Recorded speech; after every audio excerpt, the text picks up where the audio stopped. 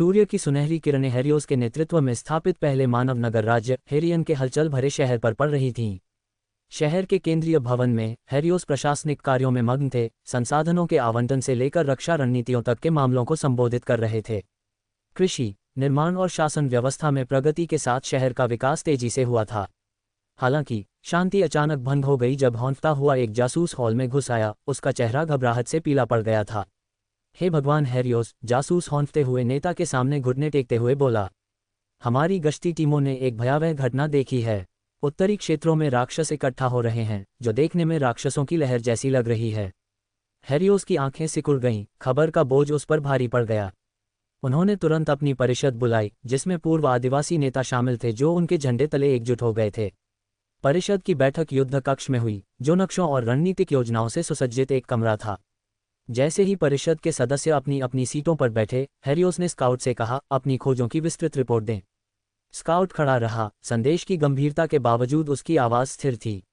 नियमित गश्त के दौरान मैंने अचानक वन्यजीवों की अनुपस्थिति देखी, एक ऐसी खामोशी जो बेचैन कर देने वाली थी। चिंता से प्रेरित होकर मैं अपने सामान्य क्षेत्र से बाहर निकल गया। वहां मैंने ऐसे जानवरों का झुंड देखा जैसा हमने पहले कभी नहीं देखा था। वे असंख्य थे, उनकी आंखों में खून की प्यास भरी थी और उनकी हरकतें समन्वित थीं। परिषद में हल्की फुसफुसाहट फैल गई। एक सदस्य आगे झुककर बोला, क्या आप उनकी अनुमानित संख्या बता सकते हैं? स्काउट ने सिर हिलाते हुए कहा, उनकी संख्या बहुत अधिक है, इतनी अधिक कि उनकी गिनती करना असंभव है। वे क्षितिज तक फैले हुए हैं, मानो पंजों और नुकीले दांतों का सागर हों। एक अन्य पार्षद ने पूछा, वे वास्तव में कहाँ इकट्ठा हो रहे हैं? उत्तरी मैदानों में, पुराने जंगल की सीमा के पास, स्काउट ने उत्तर दिया। हेरियोस दृढ़ चेहरे के साथ खड़ा रहा। तुरही बजाओ, हमारी सेनाओं को जुटाओ, हमें युद्ध की तैयारी करनी होगी। परिषद के सदस्यों ने स्थिति की गंभीरता को समझते हुए सिर हिलाया। शहर की रक्षा व्यवस्था सक्रिय कर दी गई और सैनिकों ने दीवारों के किनारे अपनी अपनी पोजीशन ले ली।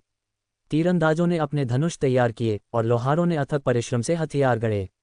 नागरिकों को आश्रय लेने के निर्देश दिए गए और चिकित्सकों ने अपनी सामग्री तैयार कर ली। अपने कवच में सजे हेरियोस ने एकत्रित सैनिकों को संबोधित करते हुए कहा, हम एक दुर्जय शत्रु का सामना कर रहे हैं, लेकिन हम एकजुट हैं। हमारा शहर, हमारी प्रजा और हमारा भविष्य हमारे साहस और शक्ति पर निर्भर करता है। जैसे ही सूरज क्षितिज के नीचे डूबा और शहर पर नारंगी रंग की चमक बिखेरने लगा, दूर से आती हुई राक्षसी लहर की दहाड़ें और चीखें हवा में गूंजने लगीं। हेरियन के लिए युद्ध शुरू होने ही वाला था। तारांकन, तारांकन, तारांकन। पाताल लोक विशाल था। मनुष्यों की पुरानी मान्यताओं के विपरीत यह अब केवल अंधकार और पीड़ा की भूमि नहीं थी।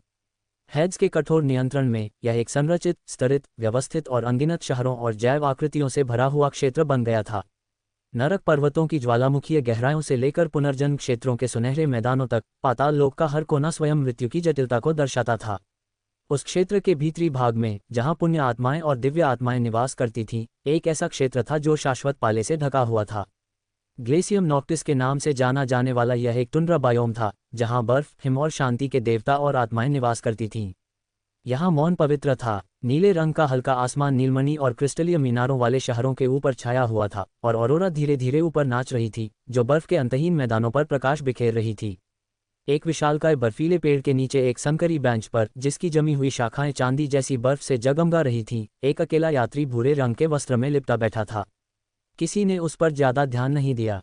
आखिरकार यात्री तो आते जाते रहते थे, दूर दराज की संस्कृतियों से आई मृत आत्माएं, शांति की तलाश में निकली दिव्य आत्माएं और कभी कभार निर्वासन में आए देवता भी। लेकिन यह वाला, वह अलग था। ये हेड्स था, जो भेष बदल कर आया था।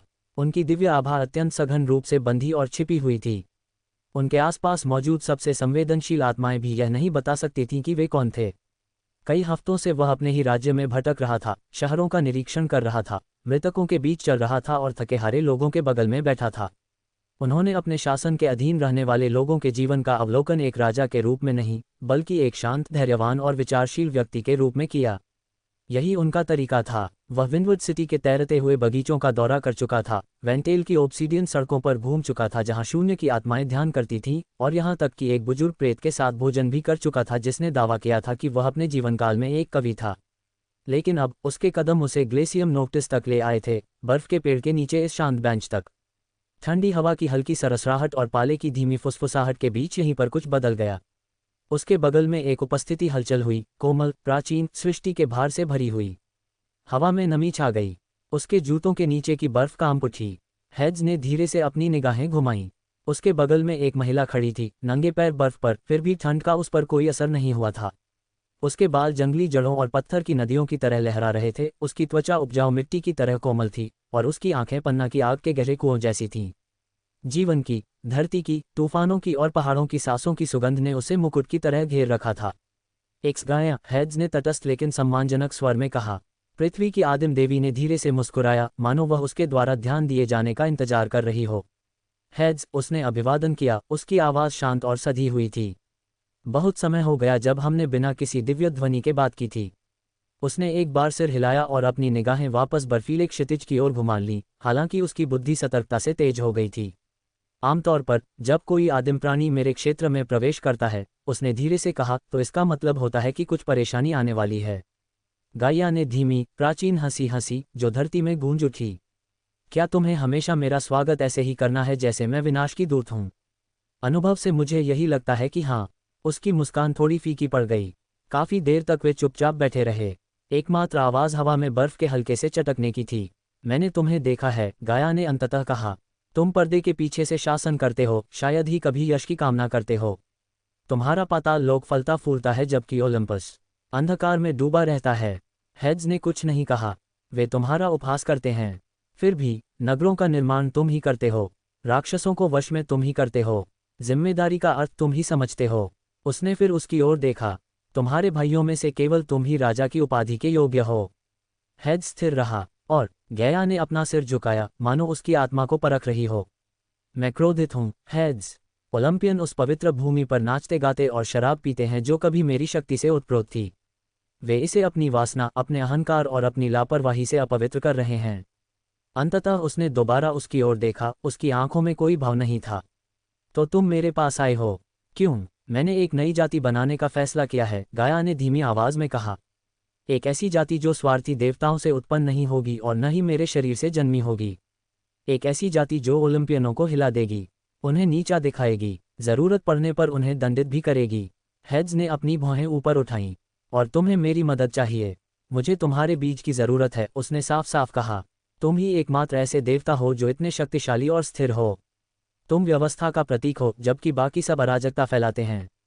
तुम्हारे साथ मैं एक ऐसा प्राणी बनाऊंगी जो न पूरी तरह मेरा होगा और न पूरी तरह तुम्हारा, बल्कि इन दोनों से कहीं अधिक महान होगा। उनके बीच गहरी खामोशी छा गई। हेड्स ने एक बार फिर बर्फीले मैदानों की ओर देखा, उसके विचार अस्पष्ट थे। हवा ने उसके लबादे को हिला दिया जब वह उसके अनुरोध पर विचार कर रहा था। वह मना कर सकता था। उसने एक बार उसे मना भी किया था, लेकिन देवता के रूप में जीवन ने उसकी पिछली यादों को धुंधला कर दिया था। उसे अपना पिछला नाम तक याद नहीं था।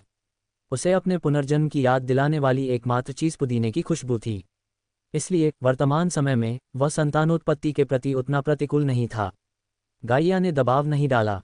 वह समय से परे प्रतीक्षा करती रही। अंत में हेड्स बोला, जीवन का सृजन करना कोई आसान काम नहीं है, और ओलंपियन, वे इतनी आसानी से पराजित नहीं होते। आप एक और युद्ध शुरू कर सकते हैं। गया की आंखें हल्की हरी चमक उठीं। तो फिर युद्ध होने दो, और अगर आपकी रचना आपकी मंशा से परे चली जाए तो? उसने पूछा। अगर वह अंधकार में डूब जाए, जैसा कि एक बार क्रोनस के साथ हुआ था, तो फिर हम इससे निपटेंगे, उसने जवाब दिया। जैसे देवताओं को निपटना चाहिए। हेड्स ने नाक से लंबी सांस ली। मुझे सोचने दो। गया धीरे धीरे खड़ी हुई, उसके नंगे पैरों से बर्फ पर कोई आवाज नहीं हुई। अपना समय लो, उसने कहा, लेकिन बहुत देर मत करो। धरती को नुकसान होता है, और मैं उन्हें नहीं भूलती जिन्होंने मेरे शरीर को चोट पहुंचाई है। वह धीरे धीरे चलने लगी और पेड़ों के बीच से बहने वाली हवा की तरह हवा में गायब हो गई। उसकी शक्ति की केवल गूंज, धरती की एक हल्की सी सरसराहट और उद्देश्य का भार ही शेष रह गया था। हेड्स एक बार फिर अकेला बैठ गया। उसके ऊपर बर्फ का पेड़ चटकने लगा। हवा फिर लौट आई, और पाताल लोक के स्वामी ने थोड़ा पीछे झुककर जमी हुई शाखाओं को देखते हुए भविष्य में क्या हो सकता है, इस पर विचार किया। सूरज अभी उगा नहीं था, और क्षितिज दिन के आगमन की हल्की सी आभा बिखेर रहा था, लेकिन उस रोशनी में कोई गर्माहट नहीं थी, केवल भय। हेरियोस अपने शहर के ऊंचे पत्थर के द्वार पर खड़ा था, जो मानव जाति द्वारा निर्मित पहला शहर था जिसे पसीने, एकता और आशा के माध्यम से तराशा गया था। उसके पीछे परिवार दीवारों के पीछे दुबके हुए थे, भयभीत थे। किसान कांपते हाथों से पिचफोक पकड़े हुए थे। बच्चे चुपचाप देख रहे थे। ये शहर मानवता की आशा का अंतिम गढ़ बन गया था। उसके सामने राक्षसों का एक विशाल सागर फैला हुआ था। उनकी चीखें बिजली की तरह गड़गड़ा रही थीं। उनके शरीर हर तरह से मरोड़ रहे थे, खुरदरे जानवर, नुकीले दांतों वाले दानव, रेंगते हुए भयानक जीव जिनके बहुत सारे अंग थे और दिमाग बहुत कम। एक ऐसी भीड़ जिसकी गिनती करना असंभव है, जो मैदान के एक छोर से दूसरे छोर तक फैली हुई है। हैरियोस ने अपनी आंखें सिकोड़ लीं। सुबह की ठंडी हवा में खून की गंध फैली हुई थी। वे आ गए हैं, उसने बुदबुदाते हुए कहा। उनके साथ उनके सेनापति खड़े थे, वे पुरुष और महिलाएं जो कभी कबीलों के सरदार हुआ करते थे, अब एक ही झंडे के प्रति वफादार थे। हैरियोस का ध्वज, उसका कवच साधारण था, लोहे की प्लेटों से मजबूत किए गए चमड़े के अलावा कुछ नहीं, जो युद्ध के दागों से सना हुआ था, लेकिन उसकी छाती पर एकीकृत जनजातियों का प्रतीक चिन्ह चमक रहा था, धरती से उठती हुई एक ज्वाला, जो 12 तारों से घिरी हुई थी। एक हॉर्न बजा, 3 छोटी छोटी आवाजें। हजारों तीरंदाज दीवारों पर कतार बनाकर खड़े थे, उनके तीर पहले से ही तैयार थे। हैरियोस ने एक हाथ उठाया और तीरंदाज सतर्क हो गए। राक्षस दहाड़ते हुए आगे बढ़े। आग लगाओ, उसने आदेश दिया। हजारों तीरों ने आकाश को अंधकार में कर दिया और मानो ईश्वरीय दंड की तरह बरस पड़े। दर्द भरी चीखें गूंज उठीं जब दर्जनों राक्षस अग्रिम पंक्ति में गिर पड़े, उनके शल्क और नसें भेदते हुए। दोबारा एक और गोलीबारी। तीसरी पंक्ति, गोली चलाओ। तीसरी बार गोली चलाई गई। फिर भी राक्षस बेरहमी से भूख से ग्रस्त होकर गिरे हुए रिश्तेदारों के ऊपर चढ़ते हुए आगे बढ़े। भलाधारी सैनिकों, तैयार हो जाओ। हैरियोस ने दहाड़ लगाए। दीवारों पर तैनात अग्रिम पंक्ति के सैनिक आगे बढ़े, उनके बगल में विशाल ढालें थीं और मोटी भाले नीचे की ओर तनी हुई थीं। शहर दीवारों से टकराती भयानक लहर के बल से कांप उठा। और फिर वे चढ़ाई करने लगे। नुकीले पंजे और विशालकाय अंग ऊपर की ओर बढ़े। हड्डियों और खाल से बनी सीढ़ियां पत्थर पर फेंकी गईं। जैसे जैसे वे ऊपर चढ़ते गए, हवा में तलवारों के टकराने की आवाज, मरते हुए लोगों की चीखें और राक्षसों की लगातार गुर्राहट गूंजने लगी। हैरियोस ने अपनी तलवार निकाली, वही तलवार जो बचपन से ही उसके साथ थी। लाइन पर डटे रहो, उसने चिल्लाते हुए कहा। उसकी आवाज अफरा तफरी के बीच गूंज उठी। उसके चारों ओर सैनिक लड़ रहे थे। तीर खत्म हो गए थे। लोगों ने कुल्हाड़ी और भाले उठा लिए और दीवारों से उन्मादी कुत्तों की तरह उछलने वाले जानवरों को काट गिराया। शहर की दीवारें खून से लथपथ हो गईं। लेकिन हैरियोस, वह दृढ़ संकल्प से भरा हुआ था। उसने अपने लोगों की आंखों में भय देखा। उसने उनके डगमगाते रुख को देखा, और इसलिए एक उग्र चीख के साथ उसने वह किया जिसकी किसी ने उम्मीद नहीं की थी। वह कूद गया। वह तलवार के बल दीवार से कूदा और नीचे राक्षसों के बीच ऐसे उतरा मानो कोई तूफान साक्षात रूप धारण कर चुका हो। उसकी तलवार हड्डी और नस को चीरती हुई निकल जाती थी। उसका हर वार एक आदेश था, हर मौत एक प्रतीक। उसने एक इंसान की तरह नहीं, बल्कि मानवता की हताशा से उपजे क्रोध की तरह लड़ाई लड़ी। दीवार पर तैनात सैनिक विस्मय से देख रहे थे। फिर एक एक करके वे उसके पीछे कूद पड़े। अग्नि के पुत्रों, हमारे नेता का अनुसरण करो, एक योद्धा ने चिल्लाकर कहा। हीरियोस के साथ हमला करो।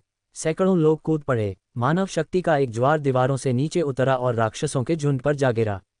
यह अपने सबसे वास्तविक रूप में युद्ध था, कीचड़, खून और अराजकता। चीखें और गुर्राहटें एक भयावह संगीत में विलीन हो गईं। भाले चकनाचूर हो गए, ढालें टूट गईं और लोग चीखते चिल्लाते हुए पंजों के नीचे गिर पड़े। लेकिन मरने वाले हर एक के बदले 2 और लोग आ गए। हैरियोस केंद्र में लड़ रहा था, उसका कवच फटा हुआ और खून से लथपथ था, उसकी आंखें दृढ़ संकल्प से चमक रही थीं। उसने एक सांप के सिर वाले राक्षस को चीर डाला और ठीक समय पर मुड़कर 2 सिर वाले भेड़िए को भी चीर डाला। लेकिन अब वह भी थकने लगा था। उसी क्षण धरती कांप उठी। हैरियोस हौंफते हुए रुका, उसकी तलवार से खून टपक रहा था। जैसे ही क्षितिज पर एक विशाल छाया दिखाई दी, युद्ध क्षेत्र में हलचल थम सी गई। ये बहुत विशाल था, बाकियों से बिल्कुल अलग, एक विशालकाय जीव, पहाड़ की तरह विशाल। उसकी त्वचा काले पत्थर की थी, जो नुकीले क्रिस्टलों से ढकी हुई थी। उसके मुख से आंतरिक अग्नि की धधकती ध्वनि निकल रही थी, और उसके प्रत्येक कदम से ऐसी कंपकंपी उठ रही थी जिससे जमीन तक हिल रही थी। उसके कदमों के नीचे पेड़ टहनियों की तरह टूट गए। इसकी 6 भुजाएं शक्ति से परिपूर्ण हैं। एक गेगेनीस, 6 भुजाओं वाला दैत्य। सैनिक जम गए, यहां तक कि राक्षस भी हिचकिचा गए। हैरियोस ने जबड़े भींचकर घूरते हुए कहा, तो असली खतरा सामने आ गया है। उस राक्षस ने अपना सिर उठाया और इतनी जोर से दहाड़ मारी कि चट्टानें चकनाचूर हो गईं। वह बुद्धिमान था, उसकी आंखों में पशुवत क्रोध नहीं, बल्कि क्रूर इरादा झलक रहा था। इसने युद्ध क्षेत्र का जायजा लिया जब तक कि इसकी नज़र हैरियोस पर नहीं पड़ी। हैरियोस ने अपने सेनापतियों की ओर मुड़कर कहा, बाहरी पंक्ति बनाओ। तीरंदाजों, अग्नि बाण निकालो। गुलेल चलाने वालों, काले तरल से भरी थैलियां निकालो। उन्होंने तुरंत आज्ञा का पालन किया। अराजकता में व्यवस्था, अपने नेता पर विश्वास। तीरंदाजों ने अपने तीरों में आग लगाई, जिससे हवा में ज्वाला फैल गई। काले तरल बम दैत्य के पैरों की ओर फेंके गए। जैसे ही उसने मैदान में कदम रखा, उसके पैरों के चारों ओर आग भड़क उठी। लेकिन ये सिलसिला रुका नहीं। गेगेनी ने सेना की पंक्तियों पर धावा बोल दिया, जिससे सैनिक और राक्षस दोनों ही हवा में उड़ गए। उसने अपने विशाल शरीर से पूरी टुकड़ियों को कुचल डाला और अपने पीछे जलता हुआ मलबा घसीटता चला गया। हेरियोस ने छलांग लगाई। मुझे थोड़ा समय दो, वह दहाड़ा। वह सीधे उस जानवर की ओर दौड़ा, एक हिलती हुई शाखा के नीचे से निकला और कीचड़ में लोटपोट हो गया। वह गिरी हुई चट्टान के एक किनारे पर चढ़ गया और उस दैत्य के पैर पर कूद पड़ा, अपनी तलवार को उसके पथरीले मांस में गहराई तक घुसा दिया। दैत्य दर्द से चीखा और लड़खड़ाकर पीछे हट गया। नीचे से उसके योद्धाओं ने उत्साह से चिल्लाकर अपनी आवाज उठाई। हेरियोस और ऊपर चढ़ता गया, हर हरकत के साथ काटता हुआ। उसके पीछे खून और आग की लकीरें छूटती जा रही थीं। उसने कंधे पर दोबारा वार किया और उस गति का इस्तेमाल करते हुए खुद को उसकी पीठ के ऊपरी हिस्से तक खींच लिया। राक्षस छटपटा रहा था, लेकिन हेरियोस डटा रहा। अभी, वह चिल्लाया। तीरंदाजों ने तीर चलाए। आग के गोले दैत्य के शरीर पर फटे, जिससे क्रिस्टलीय आवरण कमजोर हो गया। हेरियोस ने अपनी तलवार को दो नुकीले पत्थरों के बीच घुसा दिया, जिससे ठीक नीचे स्थित चमकते हुए केंद्र में छेद हो गया। उस दैत्य ने चीख मारी। अंतिम प्रयास के साथ हेरियोस ने अपनी तलवार छुड़ाई और छलांग लगाई, जिससे वह जानवर लड़खड़ाकर गिर गया और जमीन पर बुरी तरह से जा गिरा। उसके गिरने से जमीन कांप उठी। मौन। कुछ देर तक सन्नाटा पसरा रहा। फिर अचानक सैनिकों के बीच से एक कर्कश, टूटी फूटी लेकिन बुलंद आवाज निकली। उन्होंने असंभव को देख लिया था, और वे जीवित रहे। हेरियोस बड़ी मुश्किल से खड़ा हो पाया। उसके बगल में लगे घाव से खून बह रहा था और उसकी सांसें तेज चल रही थीं। लेकिन उसने अपनी तलवार ऊंची उठाई। वह गेगेनियों को भयभीत होकर घूरते हुए रुक गया। 6 भुजाओं वाला दैत्य उठ खड़ा हुआ, क्रोध से उसकी आंखें लाल हो गईं। हेरियोस ने घबराकर सांस ली। ये लड़ाई अभी खत्म नहीं हुई थी। तारांकन, तारांकन, तारांकन। पाताल लोक, अधोलोक के मुख्य भाग पर स्थित तैरते हुए किले के ऊपरी हिस्से में सन्नाटा छाया हुआ था। तैरती हुई मोमबत्तियों और प्राचीन ग्रंथों के उड़ते पन्नों से घिरे एक गोलाकार कक्ष में हेकेट एक चमकते हुए घेरे के केंद्र में खड़ी थी। उसके सामने एक विशाल प्रक्षेपण झिलमिला रहा था, एक अलौकिक दर्पण जो हवा में लटके हुए चांदी के तालाब की तरह जगमगा रहा था। इसमें ऊपरी दुनिया का जीवंत चित्रण किया गया था, जलते हुए जंगल, खून से लथपथ धरती और ढहते हुए किले। इसने उन्हें, मनुष्यों को दिखाया। हेरियोस और उसके लोग, उन्होंने जीवित रहने के लिए जी जान से संघर्ष किया, राक्षसों और क्रूरता की अंतहीन रात के खिलाफ अपने दांत पीसते हुए। प्रतिबिंब में पुरुष और महिलाएं कच्ची पत्थर की दीवारों की रक्षा करते हुए गिर पड़े। बच्चे अपनी माताओं से लिपटे रहे। बीमार लोग अस्थायी आश्रयों के नीचे दुबके हुए थे, जबकि उनके ऊपर युद्ध के घोष गूंज रहे थे। हेकेट बिना किसी भावना के, हाथ बांधे, देखती रही। उसका चेहरा चांदनी की तरह खाली और पीला था। इतने नाजुक जीवन के लिए इतनी हिंसक लड़ाई लड़ना, उसने धीरे से कहा। उसके लिए वे अंधेरे में जलती हुई चिंगारियों से ज्यादा कुछ नहीं थे, टिमटिमाते हुए, क्षणभंगुर और उसकी नजरों से बिल्कुल परे। वह पाताल लोक की देवी थी, जादू, चौराहों और रहस्यमय द्वारों की स्वामिनी थी। उसका क्षेत्र रहस्यमय, भुला हुआ और मृतकों का था। शापित दुनिया की धूल पर कीड़ों की तरह रेंगते ये नश्वर प्राणी उसके लिए कोई मायने नहीं रखते थे। लेकिन फिर भी वह देखती रही, सिर्फ एक ही कारण से। हेड्स ने उससे ऐसा करने को कहा था। यदि उसके स्वामी का शांत आदेश न होता तो वह मनुष्यों की ओर एक नज़र भी न डालती। हेड्स दशकों से उन्हें देख रहा था, और वह किसी ऐसी चीज से प्रभावित था जिसे उसकी सबसे करीबी सहयोगी भी पूरी तरह से समझ नहीं पा रही थी। शायद यह उनका विद्रोह था, शायद यही उनका संघर्ष था, या शायद ये बात सिर्फ इतनी सी थी कि उसके राज्य की खामोशी में जीवन, चाहे वह कितना भी नाजुक और लुप्त होता हुआ क्यों न हो, एक दुर्लभ चीज थी। ये टूट रहे हैं, उसने किसी से नहीं कहा, और ये ज्यादा देर तक टिकेंगे भी नहीं। उसी क्षण, बिना किसी आवाज के, उसके पीछे की हवा बदल गई। परछाइयां आपस में घुल मिल गईं। मोमबत्तियां टिमटिमा उठीं। हेकेट ने थोड़ा सा मुड़कर देखा। उसे कमरे में किसी परिचित की उपस्थिति का आभास हुआ। हेड्स लौट आया था। आधी रात के धागों से बुने हुए गहरे रंग के चोगे में लिपटे हुए उनका रूप अर्ध दिव्य प्रतीत होता था, फिर भी उनके अस्तित्व का दबाव निर्विवाद था। उसकी आंखें, जो शांत जल पर चमकते चंद्रमा की तरह ठंडी चांदी जैसी थीं, उसकी आंखों से मिलीं। तुम लौट आए हो, हेकेट ने सरल शब्दों में कहा। उसकी आवाज हमेशा की तरह शांत थी। हाँ, हेड्स ने जवाब दिया और उसके बगल में खड़ा हो गया। मैंने पाताल लोक का बहुत कुछ देखा है। उसकी निगाहें प्रोजेक्शन की ओर उठीं। वे कैसे हैं? उनकी हालत अच्छी नहीं है, हेकेट ने तस्वीर की ओर इशारा करते हुए कहा। उनकी संख्या पल पल घटती जा रही है। उनके संसाधन खत्म होते जा रहे हैं। और हेरियोस, मुझे नहीं लगता कि वह 6 भुजाओं वाले योद्धाओं के खिलाफ जीत पाएगा। हेड्स कुछ नहीं बोला, वह बस देखता रहा। उसकी निगाहें मानवता के नेता पर टिकी हुई थीं। उस दृश्य में हेरियोस लंगड़ाते हुए गेगेनीज के हमले से बचने के लिए बेताब कोशिश कर रहा था। वह टिक नहीं पाएगा, हेकेट ने फिर कहा। बिना मदद के तुम्हारा चुना हुआ व्यक्ति भी हमेशा के लिए लहरों को रोक नहीं सकता। फिर भी हेड्स चुप रहा। आप जितना दिखाते हैं उससे कहीं ज्यादा उनकी परवाह करते हैं, उसने भौहें चढ़ाते हुए कहा। ये तो मैं भी देख सकती हूँ। उद्धरण चिन्ह डॉट डॉट डॉट। बिल्कुल, हेड्स ने अंत में कहा, उसकी आवाज़ शांत लेकिन दृढ़ थी। हेकेट ने अपना सिर झुकाया। मुझे सच में समझ नहीं आ रहा कि तुम उन पर इतना ध्यान क्यों दे रही हो। उद्धरण चिन्ह डॉट डॉट डॉट। सीधे शब्दों में कहूँ तो मैं अपने उस हिस्से को खोना नहीं चाहता जो मेरा ही एक हिस्सा है, यानी उसकी मानवता। ये इंसान ही एक वजह है जिनकी वजह से उसे अभी भी अपनी उत्पत्ति याद है। भविष्य से आए उस इंसान का जीवन जो धीरे धीरे लुप्त होने लगा था, उन्हीं के माध्यम से उससे जुड़ा हुआ था। वह इस बात को भूलना नहीं चाहता। वह प्रक्षेपण के करीब गया और प्रकाश में उसका प्रतिबिंब चमक उठा। कुछ देर तक उसने उन मनुष्यों का अवलोकन किया जो उसकी शक्ति के सामने बहुत छोटे थे, फिर भी अपने संकल्प में अत्यंत दृढ़ थे। हेकेट ने मुंह फेर लिया। मैंने उन्हें देखा है, मैंने उनका अध्ययन किया है। वे साधन संपन्न हैं, हाँ, और हद से ज्यादा जिद्दी भी। लेकिन वे नश्वर हैं, कमजोर हैं। अगर जानवर उन्हें नष्ट नहीं करेंगे तो समय उन्हें नष्ट कर देगा। बिना मदद के, शायद। उसने पलकें झपकाईं। क्या आप सुझाव दे रहे हैं कि हम हस्तक्षेप करें? हेड्स कुछ देर तक चुप रहा। फिर वह आगे बढ़ा और प्रक्षेपण पर अपना हाथ हिलाया। एक नई छवि बनी जिसमें हैरियोस के सभी सैनिक हथियारों से लैस होकर उसका समर्थन कर रहे थे, जिससे गेगेनीस का ध्यान भटक गया। वे उस पर विश्वास करते हैं, उसने धीरे से कहा।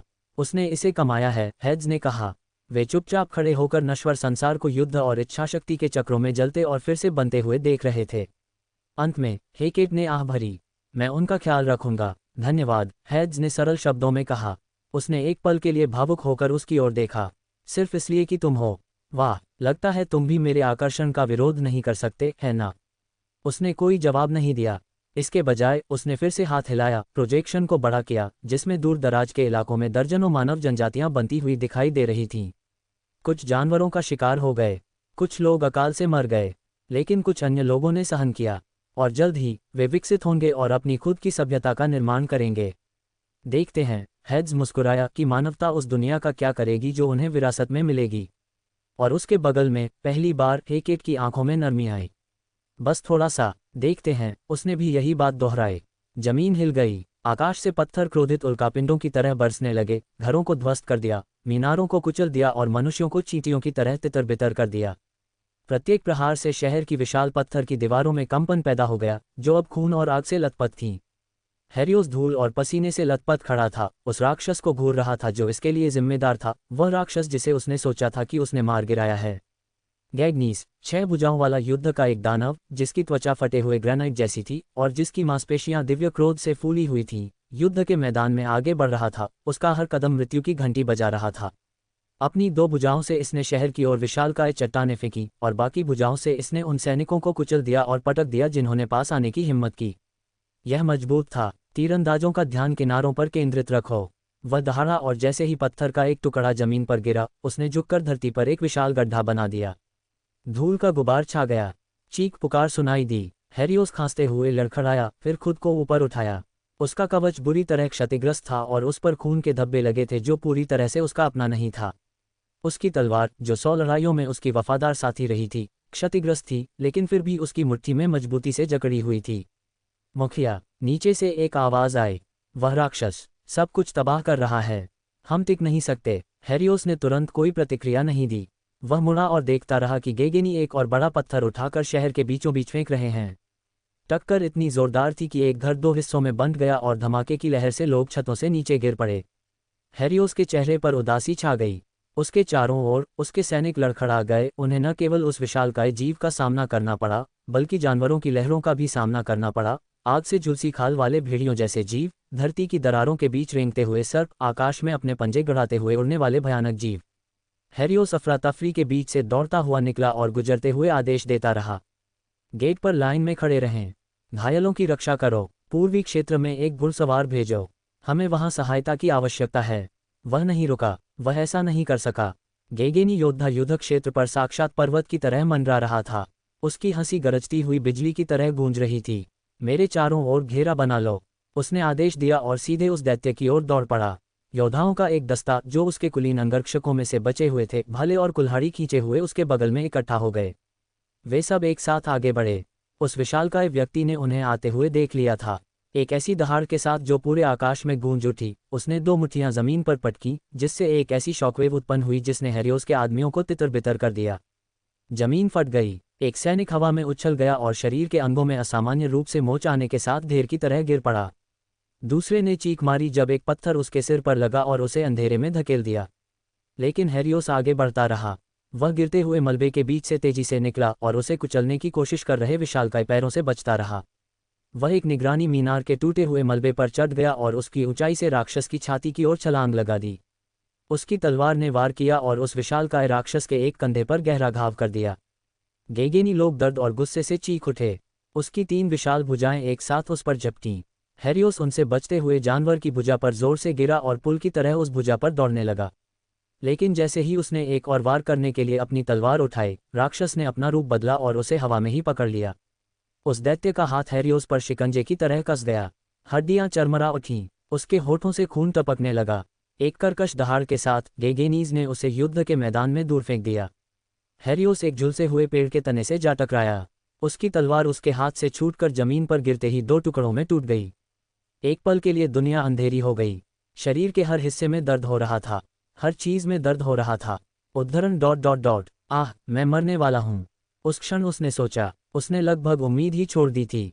लेकिन फिर उसने उन्हें सुन लिया। रोना, चीखना, उसका नाम पुकारना, वीर। उसकी आंखें खुल गईं। दर्द के बीच, मृत्यु के निकट होने के धुंध के बीच, उसने उस राक्षस को फिर से आगे बढ़ते हुए देखा। वह एक और चट्टान की ओर बढ़ा। सैनिक उसे रोकने के लिए दौड़े, लेकिन कोई भी उसके करीब नहीं पहुंच सका। वे जानवर बिना रुके उसके पीछे पीछे दौड़ पड़े। उसके लोग मर रहे थे और इसे कोई और रोक नहीं सका। हेरिस ने खुद को पैरों पर खड़ा किया। उसका कवच टुकड़ों में बिखर गया था। उसकी पसलियां हर सांस के साथ चीख रही थीं। लेकिन वह उठा, मुट्ठियां भींची हुई थीं, उसकी आंखों में ऐसी आग जल रही थी जिसे देवता भी बुझा नहीं सकते थे। उद्धरण ... खड़े हो जाओ, उसने फुसफुसाते हुए कहा। मुझे गिरना नहीं चाहिए जब तक वे सुरक्षित न हो जाएं। उस क्षण उसे अपने शरीर से आग की लपटें उठती हुई महसूस हुईं, जिससे उसे मानो शक्ति मिल रही थी। वह गेगेनियों की ओर दौड़ पड़ा, रुकने की पुकारों और पीछे हटने की गुहारों को अनसुना करते हुए। उसका हथियार खो गया था, उसका शरीर टूट चुका था, लेकिन उसके पास लोहे से भी ज्यादा मजबूत कुछ था। उसमें दृढ़ इच्छा शक्ति थी। गेगेनी लोगों ने उसे देखा। एक जोरदार दहाड़ के साथ उसने एक और पत्थर एक तरफ फेंक दिया और अपनी 2 विशाल मुट्ठियां ऊपर उठा लीं। बाकी भुजाएं भी प्रतीक्षा में तन गईं। हेरियोस उछल पड़ा और वे मिले। शरीर से शरीर का टकराव, हड्डी से हड्डी टकराना। उस विशालकाय जीव ने वार किया। हेरियोस उसके वार से बचते हुए नीचे झुका और अपनी मुट्ठी से उसके घुटने पर जोरदार प्रहार किया। एक छोटी सी दरार पड़ गई। वह दहाड़ा और उसे पकड़ने के लिए झपट पड़ा। वह मुड़ा, एक हाथ से कोहनी मारी और दूसरे हाथ से लात मारी। उसके मुके उसके विशाल आकार के सामने कुछ भी नहीं थे, लेकिन उनसे बहुत दर्द होता था। वह बार बार वार करता रहा। नाक पर, जबड़े पर, आंख पर, पसलियों पर। उसके हाथों से खून बह रहा था, लेकिन वह रुका नहीं। वह विशालकाय जीव लड़खड़ा गया। फिर अंततः हेरियोस ने छलांग लगाई और अंतिम प्रहार करने का लक्ष्य रखा। अपनी पूरी ताकत से, हजारों शहीद साथियों के क्रोध के साथ, उसने अपनी मुट्ठी सीधे गेगेनी के जबड़े पर मारी। उस ध्वनि से पूरा वातावरण गूंज उठा। उस दैत्य का सिर झटके से पीछे की ओर झुक गया। उसके गले से एक दहाड़ निकली। उसके पैर लड़खड़ा गए और वह दानव एक ढहते हुए टावर की तरह गिर पड़ा। धरती पर गिरते ही युद्धक्षेत्र हिल गया। इसके बाद सन्नाटा छा गया। राक्षस रुक गए। वे पराजित हुए उस विशालकाय प्राणी को घूर रहे थे जो उनका युद्ध प्रवर्तक, उनका महाशक्तिशाली योद्धा, उनके आतंक का प्रतीक था, हार चुका था। और वे टूट गए। भीड़ मुड़ गई। कुछ भागे, कुछ उड़ गए, कुछ वापस अंधेरे में गायब हो गए। उनके राक्षसी हृदयों का साहस उनका साथ छोड़ गया। वे तितर बितर हो गए। हेरियोस हौंफते हुए एक घुटने पर गिर पड़ा। उसका शरीर किसी टूटी हुई मूर्ति जैसा लग रहा था। उसकी मुट्ठियां छिल गई थीं, लेकिन फिर भी वह मुस्कुराया। वे जीवित थे। उसके लोग सुरक्षित थे। कभी मौत का तूफान मचाने वाला युद्ध क्षेत्र अब थमसा गया था। गेगेनी सैनिकों का विशाल शव स्थिर पड़ा था और सूरज धीरे धीरे बादलों को चीरता हुआ ऊपर आ रहा था। उसके बाद जो सन्नाटा छा गया वह इतना भयावह था कि कान सुन्न हो गए। लेकिन एक चीख ने सन्नाटा तोड़ दिया और उसके तुरंत बाद जोरदार जयकारे गूंज उठे। वीर, विशालकाय हत्यारा, वीरों की जय हो। और शहर के सबसे ऊंचे टावर से मनुष्य का झंडा हवा में गर्व से लहरा रहा था, फटा हुआ, खून से सना हुआ, लेकिन फिर भी खड़ा था। ठीक वैसे ही जैसे उनका नेतृत्व करने वाला व्यक्ति था। तारांकन, तारांकन, तारांकन। पाताल लोक। हेड्स एक ऐसे प्रक्षेपण के सामने खड़ा था जो चांदनी के आवरण की तरह जगमगा रहा था। जो दृश्य प्रदर्शित हुआ वह उसके राज्य का नहीं बल्कि उससे ऊपर के लोक का था, एक ऐसा शहर जो एक अकल्पनीय युद्ध के बाद विजयी होकर खड़ा था।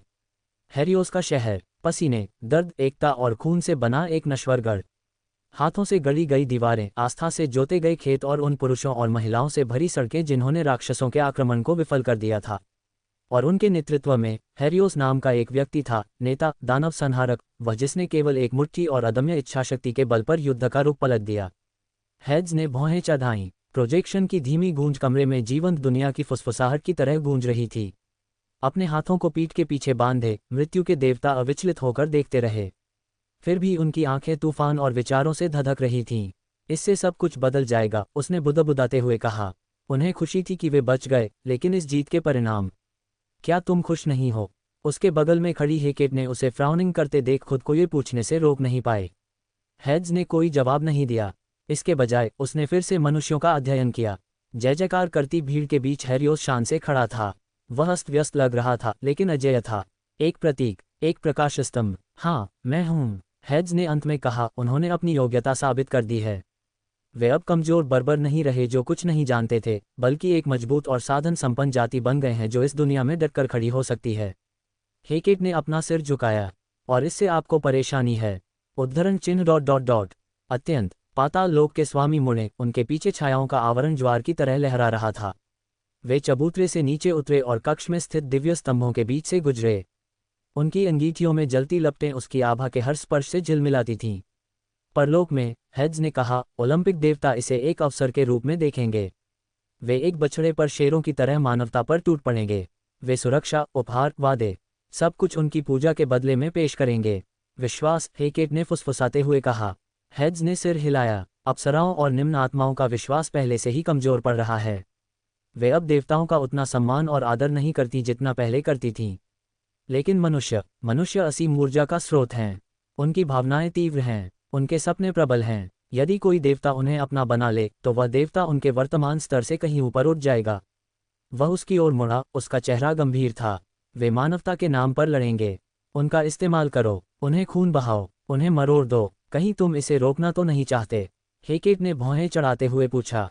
तुमने बहुत पहले शपथ ली थी कि तुम ऊपर के लोक में कभी हस्तक्षेप नहीं करोगे।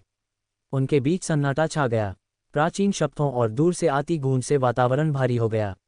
उन दोनों को यह बात स्पष्ट रूप से याद थी कि टाइटन्स के विरुद्ध युद्ध के बाद हेड्स ने एक गंभीर प्रतिज्ञा की थी। वह पाताल लोक पर राज करेगा, और केवल पाताल लोक पर। बाकी देवता आकाश और पृथ्वी पर आपस में झगड़ते और षड्यंत्र रचते रहें। उसे मृतकों के बीच शांति मिल गई थी। मैंने शपथ ली थी, हेड्स ने कहा। लेकिन स्टिक्स की शपथ, चाहे वह कितनी भी शक्तिशाली क्यों न हो, मुझे पूरी तरह से बांध नहीं सकती। मैं बहुत शक्तिशाली हूँ। बिल्कुल, हेकेट ने आगे बढ़ते हुए कहा। लेकिन इतना काफ़ी है कि आप वहाँ ज़्यादा देर तक बिना किसी परिणाम के नहीं रह सकते। मुझे ज़्यादा देर नहीं लगेगी, हेड्स ने कहा। मैं वहाँ युद्ध की घोषणा करने नहीं आऊँगा, बल्कि उन्हें सिर्फ एक संदेश देने आऊँगा। एक संदेश। देवताओं को ये संदेश कि मानवता को छुआ नहीं जाना चाहिए, न तो उनके द्वारा, न ही ओलंपस द्वारा। यदि वे मनुष्यों द्वारा निर्मित चीज़ों का शोषण करते हैं तो उन्हें मुझसे सामना करना पड़ेगा। तुम्हें पता है कि ज़्यूस इसे हल्के में नहीं लेगा। उसे अपने आकाश में क्रोधित होने दो, हेड्स ने स्पष्ट रूप से कहा। जाहिर तौर पर वह अपने भाई की बात को गंभीरता से नहीं ले रहा था। वह कक्ष के अंतिम छोर पर स्थित ओब्सीडियन द्वार के पास पहुंचा। उसने हाथ के इशारे से द्वार खोला और उसके सामने एक विशाल पुल दिखाई दिया, जहां से एचरॉन नदी का मनोरम दृश्य दिखाई देता था। दूर क्षितिज पर परलोक की ओर जाने वाला निकास द्वार दर्पण की सतह की तरह जगमगा रहा था, मानो समय का उस पर कोई प्रभाव न पड़ा हो। हेकेट उसके पीछे पीछे चल रही थी। तुम कमजोर हो जाओगे, उसने चेतावनी दी। शपथ के साथ, तुम आकाश में जितना ऊपर जाओगे, तुम्हारी शक्ति उतनी ही कमजोर होती जाएगी। इसके अलावा, ज़्यूस का साम्राज्य पाताल लोक की हर शक्ति का प्रतिरोध करता है। उसने इसे इसी तरह बनाया है। मुझे अपनी पूरी ताकत की जरूरत नहीं है, हेड्स ने जवाब दिया। एक परछाई ही काफ़ी है। वास्तव में, ओवरवर्ल्ड में अभी तक ऐसा कोई ओलंपियन पैदा नहीं हुआ है जिसे गंभीरता से लेने की जरूरत हो। अगर वह चाहे तो ज़्यूस को भी आसानी से कुचल सकता है। वह चलना बंद कर दी। उद्धरण चिन्ह ... सच में, तुम उनके लिए इतना कुछ करते हो? मैंने मनुष्यों को देवताओं से कहीं अधिक गरिमा के साथ लड़ते देखा है, हेड्स ने शांत स्वर में कहा। मैंने उनमें वह चीज़ देखी है जो मैंने ओलंपस में कभी नहीं देखी, सम्मान। मैं उन्हें पसंद करता हूँ, चाहे उनमें कितनी भी कमियां क्यों न हों। वह पुल के किनारे पर रुक गया। जब वह एक बार फिर उसकी ओर मुड़ा तो उसका लबादा फहराने लगा। हे केट, तुम मेरी सबसे भरोसेमंद सहयोगी हो। मेरे जाने के बाद राज्य की रक्षा करना। अगर देवता मुझ पर या मनुष्यों पर कोई हमला करें तो उन्हें उसी तरह जवाब देना। हेकेट ने कई शताब्दियों में पहली बार संकोच किया। फिर उसने धीरे से सिर झुकाया। जैसा आप आदेश दें मेरे राजा। हेड्स मुड़ा। एक आखिरी कदम के साथ वह ऊपरी दुनिया के द्वार के प्रकाश में विलीन हो गया, केवल अपने शब्दों की गूंज और अपनी उपस्थिति की हल्की ठंडक को पीछे छोड़ते हुए। और बहुत ऊपर मनुष्यों के लोक में जहां हेरियोस नाम का एक युवक अपने लोगों का नेतृत्व कर रहा था, सूर्य के नीचे परछाइयां लंबी होती जा रही थीं। क्योंकि स्वयं मृत्यु आ रही थी। पूरा शहर खुशी की गर्जना से गूंज रहा था। पुरुष, महिलाएं और बच्चे सड़कों पर उमड़ पड़े, खुशी से चिल्ला रहे थे और हंस रहे थे। हेरियोस शहर की कभी खून से सनी दीवारें अब विजय के चिन्हों से सजी थीं। मशालों की रोशनी से संध्या का अंधकार छटा जगमगा रहा था और भुने हुए मांस और पकी हुई रोटी की सुगंध हवा में फैल रही थी। हर जगह गीत आसमान की ओर उठे, कच्चे और अपूर्ण लेकिन आत्मा से परिपूर्ण। हेरियोस अपने युद्ध कवच के फटे पुराने अवशेषों को पहने हुए सबसे ऊंचे प्राचीर पर खड़ा था। उसका चेहरा थका हुआ और चोटिल था, उसकी भुजाओं पर पट्टियां बंधी थीं जहां भयानक पंजों ने उसे बुरी तरह नोच डाला था। फिर भी उसकी आंखें चमक रही थीं, एक ऐसे नेता के प्रचंड गर्व से भरी हुई थीं जिसने मृत्यु को भी मात देकर विजय प्राप्त की थी। लोग उसका नाम पुकार रहे थे। वीर, वीर, वीर। उसने अपना हाथ उठाया और भीड़ और भी जोर से दहाड़ उठी। वह खुश था, सब ठीक थे। मुस्कुराते हुए हेरियोस ने अपने लोगों को देखा। उसने सोचा कि क्या देवताओं ने उनके इस साहस को देखा था, और अगर देखा था तो क्या उन्हें उनकी बहादुरी का इनाम मिलेगा। उस पल में सूर्यास्त के लाल रंग से रंगा हुआ आकाश अचानक असामान्य रूप से गहराने लगा। दूर से आती गड़गड़ाहट जैसी एक धीमी गड़गड़ाहट पूरे इलाके में गूंज उठी। मशालें टिमटिमा रही थीं, कुछ तो हवा के अचानक झोंके से बुझ भी गईं। सन्नाटा छा गया, हंसी थम गई, गाने खामोश हो गए, आग की चटकने की आवाज़ भी मंद पड़ गई थी, मानो पूरी दुनिया ने अपनी सांस रोक ली हो। और फिर सबके सामने वह प्रकट हुआ। आकाश और पृथ्वी के बीच घूमती हुई छायाओं से एक आकृति प्रकट हुई जो हल्के कदमों से हवा पर चल रही थी। वह लंबा, चौड़े कंधों वाला था, उसके बाल चंद्रमा के समान सफ़ेद थे और उसके वस्त्र अंधकार के धागों से बुने हुए थे। उसके चारों ओर एक धुंधली, रहस्यमयी रोशनी का घेरा नाच रहा था, मानो स्वयं मृत्यु भी उससे बहुत करीब से चिपकना बर्दाश्त नहीं कर पा रही हो। और यद्यपि मनुष्यों में से किसी ने भी उसे पहले नहीं देखा था, फिर भी वे तुरंत पहचान गए। वह एक देवता थे। कोई नहीं बोला, किसी ने सांस लेने की हिम्मत नहीं की। उनकी सहज प्रवृत्ति चीख चीख कर कह रही थी, उतनी ही आदिम और अकाट्य जितनी गुरुत्वाकर्षण का खिंचाव। देवता मुस्कुराए, एक सौम्य, राजसी मुस्कान जिसमें कोई द्वेष नहीं था। और फिर उन्होंने बोलना शुरू किया, उनकी आवाज़ सहजता से वहां मौजूद स्तब्ध लोगों के बीच गूंज उठी। प्रणाम, मानव जाति, मैं हेड्स हूँ, उसने कहा, पाताल लोक का राजा, आत्माओं का न्यायाधीश, मृतकों का देवता। मानवता मौन रही, न तो एक शब्द बोलने की हिम्मत कर पाए और न ही एक इंच हिलने की। इसी समय हेरियोस ने एक कदम आगे बढ़ाया। मृत्यु के सर्वशक्तिमान देवता, क्या आप हमारा अंत करने आए हैं? कृपया मुझे अकेले ले जाए, मेरे लोग निर्दोष हैं। उसने सोचा कि देवता गाया के पुत्र की हत्या करने के लिए मानवता को दंडित करना चाहेंगे। हालांकि अपनी मान्यताओं के विपरीत हेड्स ने बस अपनी बाहें फैला दी और कहा, मैं तुम्हारा बंदी बनाने वाला या तुम्हारा शत्रु नहीं हूं, बल्कि तुम्हारा साक्षी और तुम्हारा पुरस्कारदाता हूं। वह मुस्कुराया, मानो प्रभावित हुआ हो।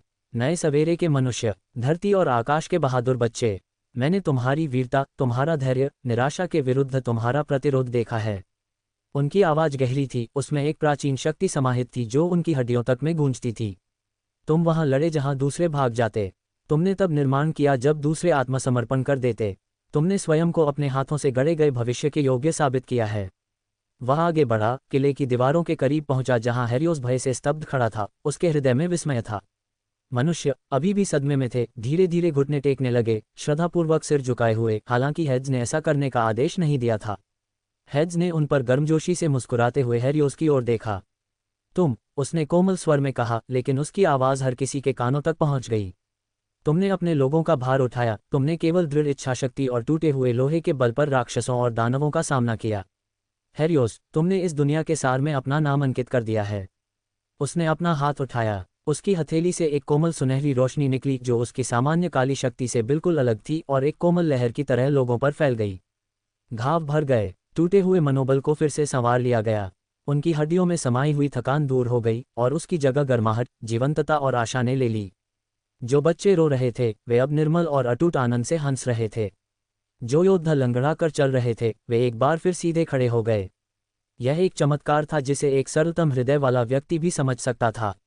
तुम्हें मेरा आशीर्वाद प्राप्त है, हेड्स ने कहा, और ऐसा लगा मानो धरती भी सहमति में गूंज उठी हो।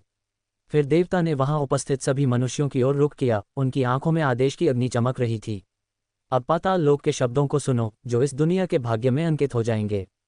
वातावरण स्वयं ही सघन हो गया, मानो भविष्यवाणी के भार से भरा हुआ हो।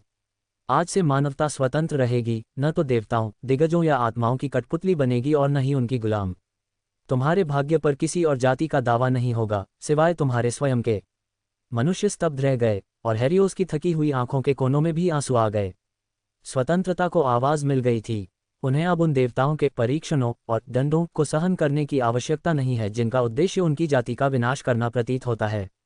और आगे हेड्स ने कहा, यह शहर जो तुम्हारे साहस का धड़कता दिल है, अब केवल एक शहर नहीं कहलाएगा। उसने अपनी उंगलियां हेरियोस की दीवारों की ओर उठाईं।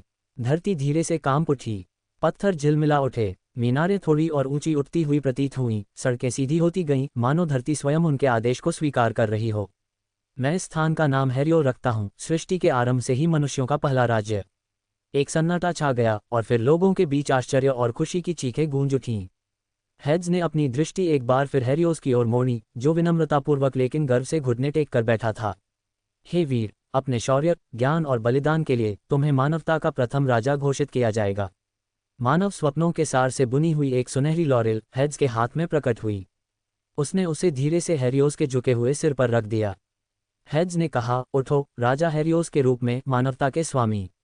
हेरियोस उठा, उसका दिल हजारों भावनाओं से धड़क रहा था, कृतज्ञता, गर्व, विनम्रता और जिम्मेदारी की तीव्र भावना। हेड्स पीछे हट गया, उसकी आवाज एक बार फिर गरज उठी।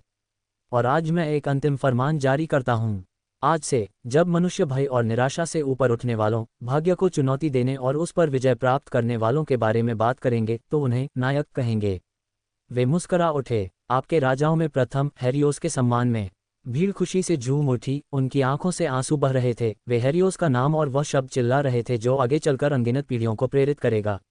नायक, नायक, नायक। ऐसा लग रहा था मानो आकाश ही उनकी आवाज़ों से गूंज रहा हो। कुछ देर तक हेड्स उन्हें देखता रहा, उसकी काली आंखों में संतुष्टि की एक दुर्लभ झलक दिखाई दी। उन्होंने उन्हें एक ऐसा भविष्य दिया था जो न तो स्वर्ग की बेड़ियों से बंधा था और न ही मृत्यु की इच्छा से, बल्कि उनके अपने साहस और शक्ति द्वारा गढ़ा गया था। जैसे ही जयकारे दूर तक गूंजे, हेड्स मुड़ा।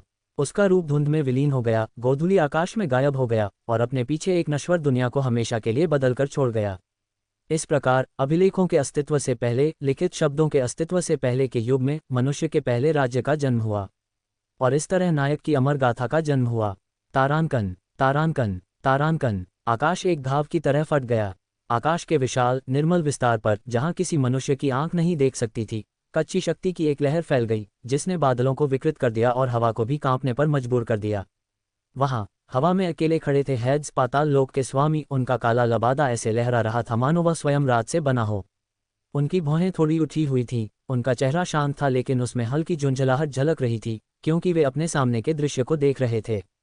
उसके चारों ओर हवा में एक ढीला घेरा बनाते हुए ओलंपियन देवता थे, तेजस्वी, प्रकाशमान देवता जो ऊपरी दुनिया पर शासन करते थे।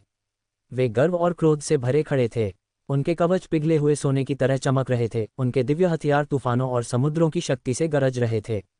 उनकी आंखें, जो कभी अजेय लोगों के आलसी अहंकार से भरी थीं, अब क्रोध की आग से जल रही थीं।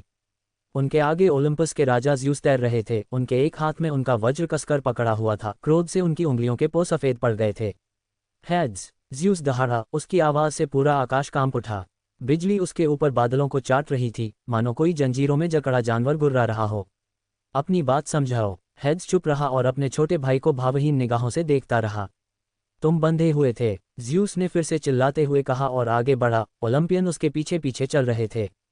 तुमने स्वयं शपथ ली थी, स्वयं स्टिक्स नदी की कसम खाकर तुमने शपथ ली थी कि तुम कभी भी ऊपरी दुनिया के मामलों में हस्तक्षेप नहीं करोगे, कभी भी खुद को हमसे ऊपर नहीं रखोगे। हेड्स ने अपना सिर थोड़ा सा झुकाया, उसके होंठों के कोने पर हल्की सी मुस्कान झलक रही थी। मैंने अपनी शपथ नहीं तोड़ी है, हेड्स ने शांत स्वर में कहा, लेकिन उनकी आवाज़ पत्थर पर खींची गई तलवार की तरह तीखी थी। मैंने सत्ता हथियाने की कोशिश नहीं की, मैंने सेनाएं खड़ी नहीं की और न ही सिंहासन पलटे। मैंने तो बस वह रुके और चुप्पी को गहरा होने दिया, मनुष्यों के शौर्य का पुरस्कार दिया। देवता क्रोधित हो गए। पोसीडोन का त्रिशूल दमित क्रोध से कांप उठा। अरे इसकी आंखें सिकुड़कर पतली हो गईं। एथेना ने अपने भले को और कसकर पकड़ लिया। क्रोध से ज़्यूस का चेहरा बिगड़ गया। सिर्फ इतना ही, ज़्यूस गुर्राया, तुमने उन्हें ठीक किया, तुमने उन्हें आशीर्वाद दिया, तुमने अपने नाम पर एक राजा का राज्याभिषेक किया। उसने नीचे की दुनिया की ओर हाथ बढ़ाया। तुमने ही उन्हें हमारा विरोध करने की ताकत दी। तुम्हारे आशीर्वाद ने आस्था के मूल स्रोत को दूषित कर दिया है। अब मानवता से आस्था छीनना मुश्किल होगा। हेड्स की मुस्कान ठंडी तटस्थता में बदल गई। ज़्यूस की आवाज़ और भी क्रूर हो गई। वह प्राचीन भाषा में अपशब्द बोल रहा था, जो संसार की उत्पत्ति के बाद से नहीं सुनी गई थी। अरे सड़े हुए, लाशों से प्रेम करने वाले नीच प्राणी, मिट्टी के नीचे से निकले कीड़े, क्या तुम्हारी हिम्मत है कि तुम स्वयं ओलंपस द्वारा निर्धारित भाग्य के मार्ग को मोड़ दो? अन्य देवताओं ने ज़्यूस के अपमान पर क्रूरतापूर्वक हंसते हुए अपने राजा का समर्थन किया। लेकिन हेड्स ने बस आह भरी। आकाश और भी घना हो गया। जैसे ही पाताल लोक से एक विशाल, प्राचीन और भयानक आकृति प्रकट होने लगी, देवताओं की हंसी उनके गले में ही अटक गई।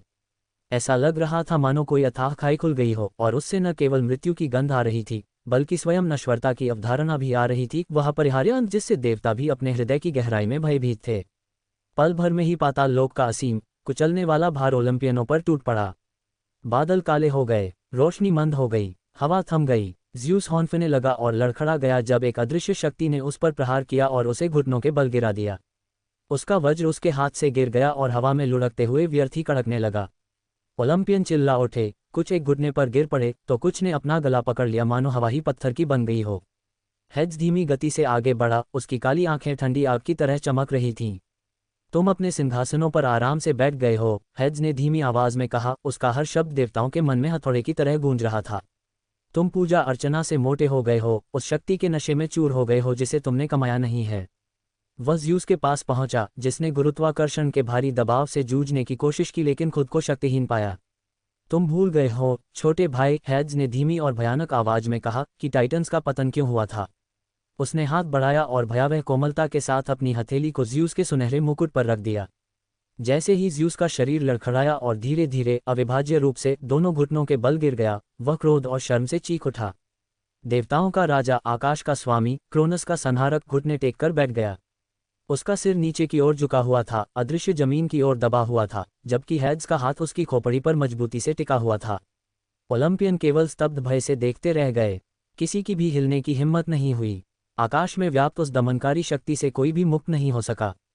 हेड्स नीचे झुका, उसकी आवाज धीमी होकर फुसफुसाहट में बदल गई जो किसी तरह हजारों तूफानों की तरह गूंज उठी। मैं आपका प्रजाजन नहीं हूँ ज़्यूस, मैं आपका कोई छोटा सेवक नहीं हूँ, और मुझे आपकी अनुमति की आवश्यकता नहीं है। उसने अपना हाथ पीछे खींच लिया और ज़्यूस हौंफते हुए आगे की ओर गिर पड़ा। धीरे धीरे, राजसी गरिमा के साथ, हेड्स सीधा खड़ा हुआ और उसने एकत्रित देवताओं पर अपनी निगाहें डाली, अपनी काली निगाहों से उनमें से प्रत्येक को झुलसा दिया। ये जान लो, उसने इतनी बुलंद आवाज में कहा कि क्षितिज तक कंपन हो जाए, मानवता मेरी सुरक्षा में है। यदि तुम में से कोई भी उन्हें गुलाम बनाने, भ्रष्ट करने या उनकी स्वेच्छा के बिना उनके विश्वास का शोषण करने का साहस करे तो तुम्हें मुझसे जवाब देना होगा। आकाश फिर फट गया, मानो मौन चेतावनी हो कि अगर उन्होंने उसका विरोध किया तो तबाही मच जाएगी।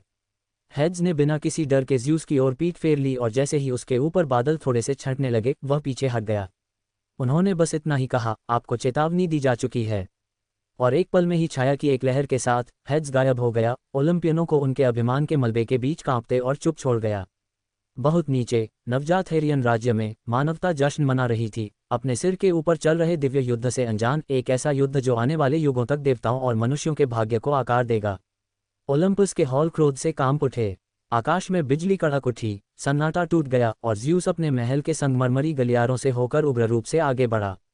उसके कदमों की आहट हजारों सैनिकों के मार्च की तरह गूंज रही थी। उसकी मुट्ठियां इतनी कसकर भींची हुई थीं कि उसकी बाहों की नसें उसकी त्वचा के नीचे रेंगते हुए सांपों की तरह उभरी हुई थीं। धिक्कार है उसे, ज़्यूस दहाड़ा और अपने हाथ के एक ही प्रहार से पास के एक खंभे को चूर चूर कर दिया। धिक्कार है हेड्स को, वह लाशों से प्यार करने वाला कीड़ा। उसकी दिव्य आभा बेतहाशा भड़क उठी, हवा में बिजली की कड़क से कंपकंपी मच गई, जिससे छोटे देवता और आत्माएं भय के मारे उसकी उपस्थिति से भाग गए।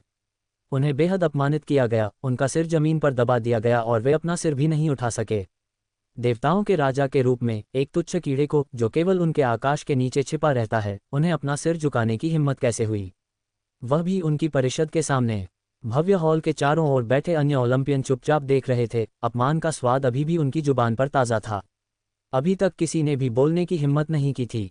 हॉल के एक कोने में युद्ध के देवता अरेस अपने कांसे के सिंहासन पर अकड़े हुए बैठे थे। उनकी उंगलियों ने सिंहासन के किनारों को इतनी मजबूती से पकड़ रखा था कि दबाव के कारण धातु चरमरा उठी। उसका लाल रंग का लबादा थोड़ा सिकुड़ा हुआ था। युद्ध के देवता के लिए यह एक दुर्लभ खामी थी, लेकिन अरेस ने इस पर शायद ही ध्यान दिया।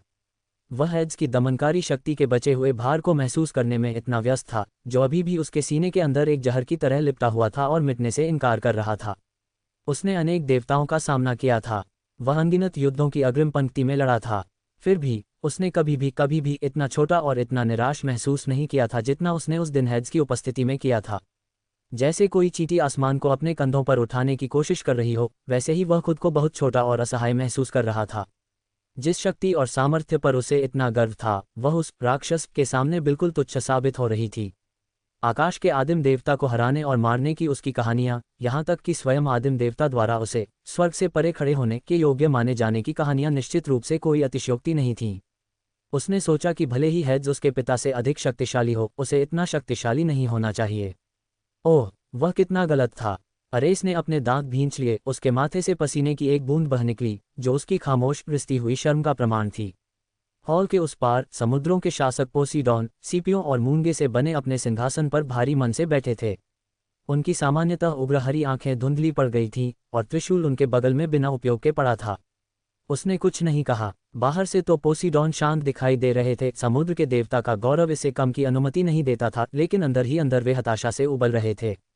वह ये नहीं भूला था कि सदियों पहले उसने और ज़्यूस ने दुनिया को आपस में बांटने के लिए लॉटरी निकाली थी, जिसमें हेड्स ने भाग नहीं लिया था और पाताल लोक को चुना था।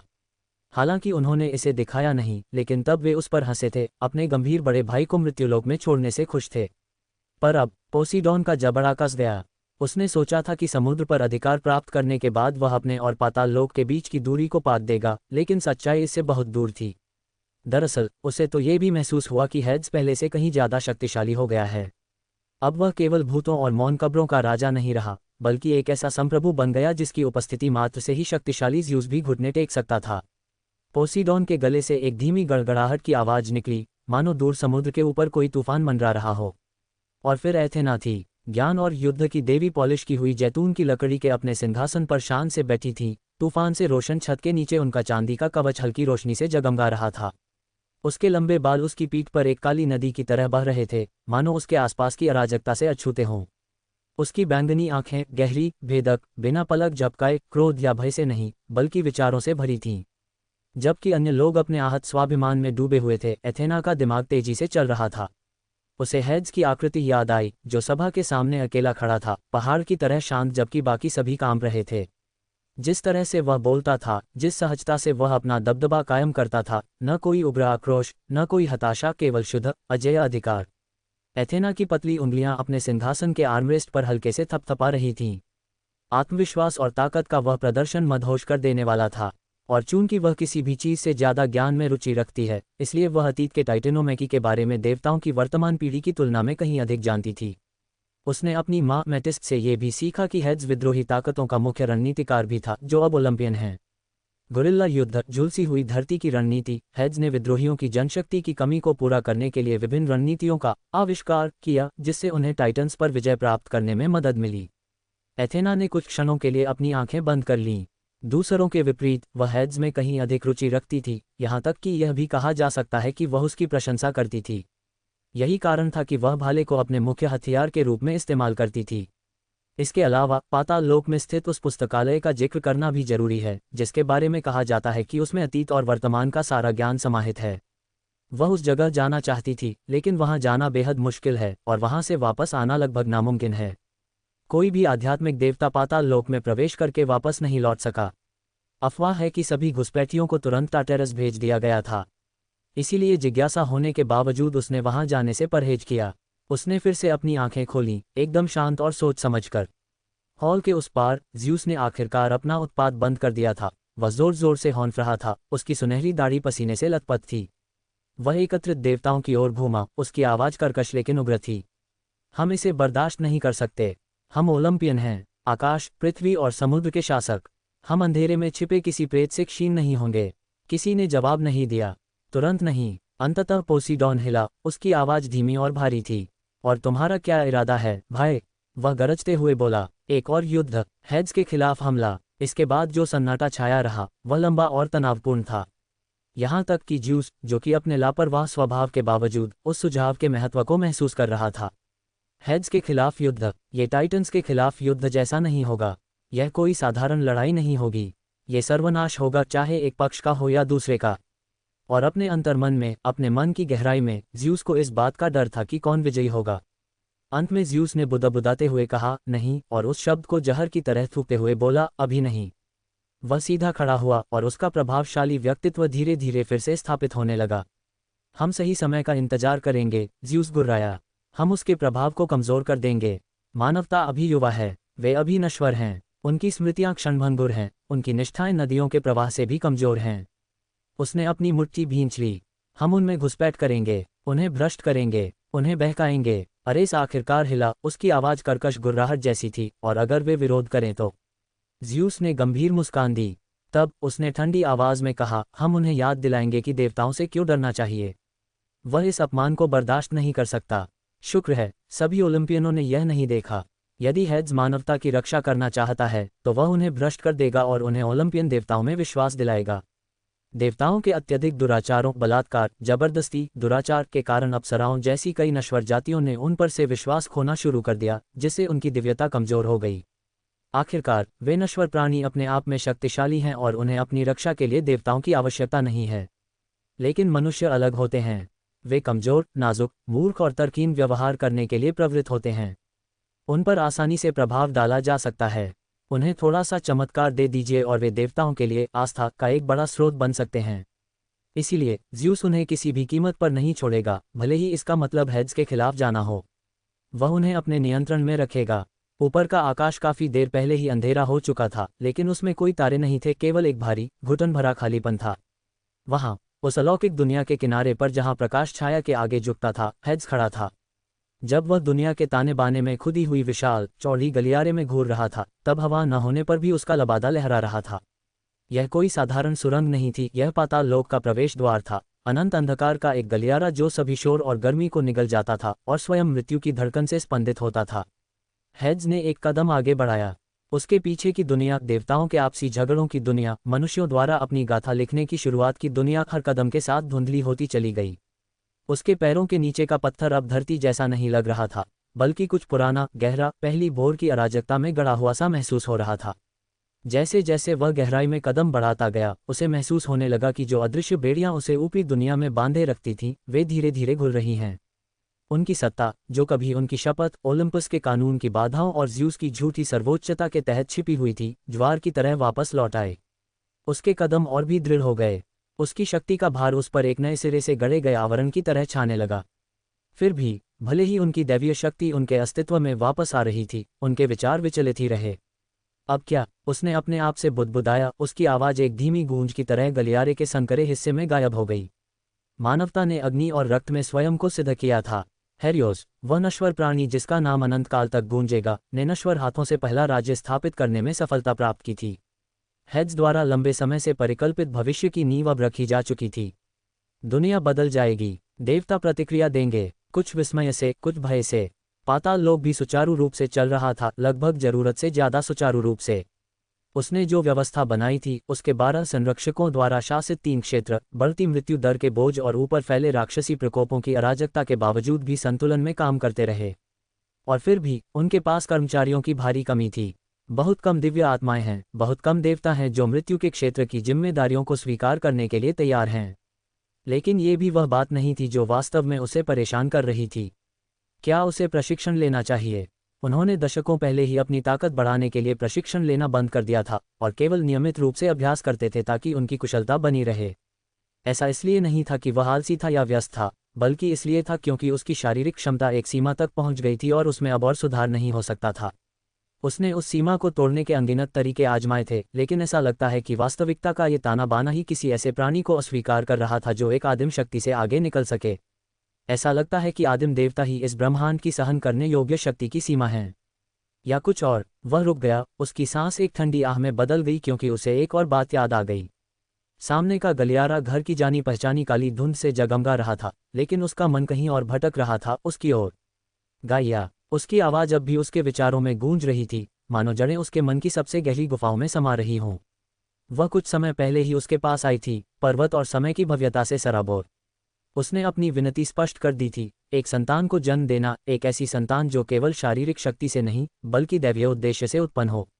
एक ऐसा प्राणी जिसका उद्देश्य संतुलन बहाल करना, ओलंपस को दंडित करना और वहां खड़ा होना है जहां दूसरे लड़खड़ा जाते हैं। उसने तब उसे कोई जवाब नहीं दिया था।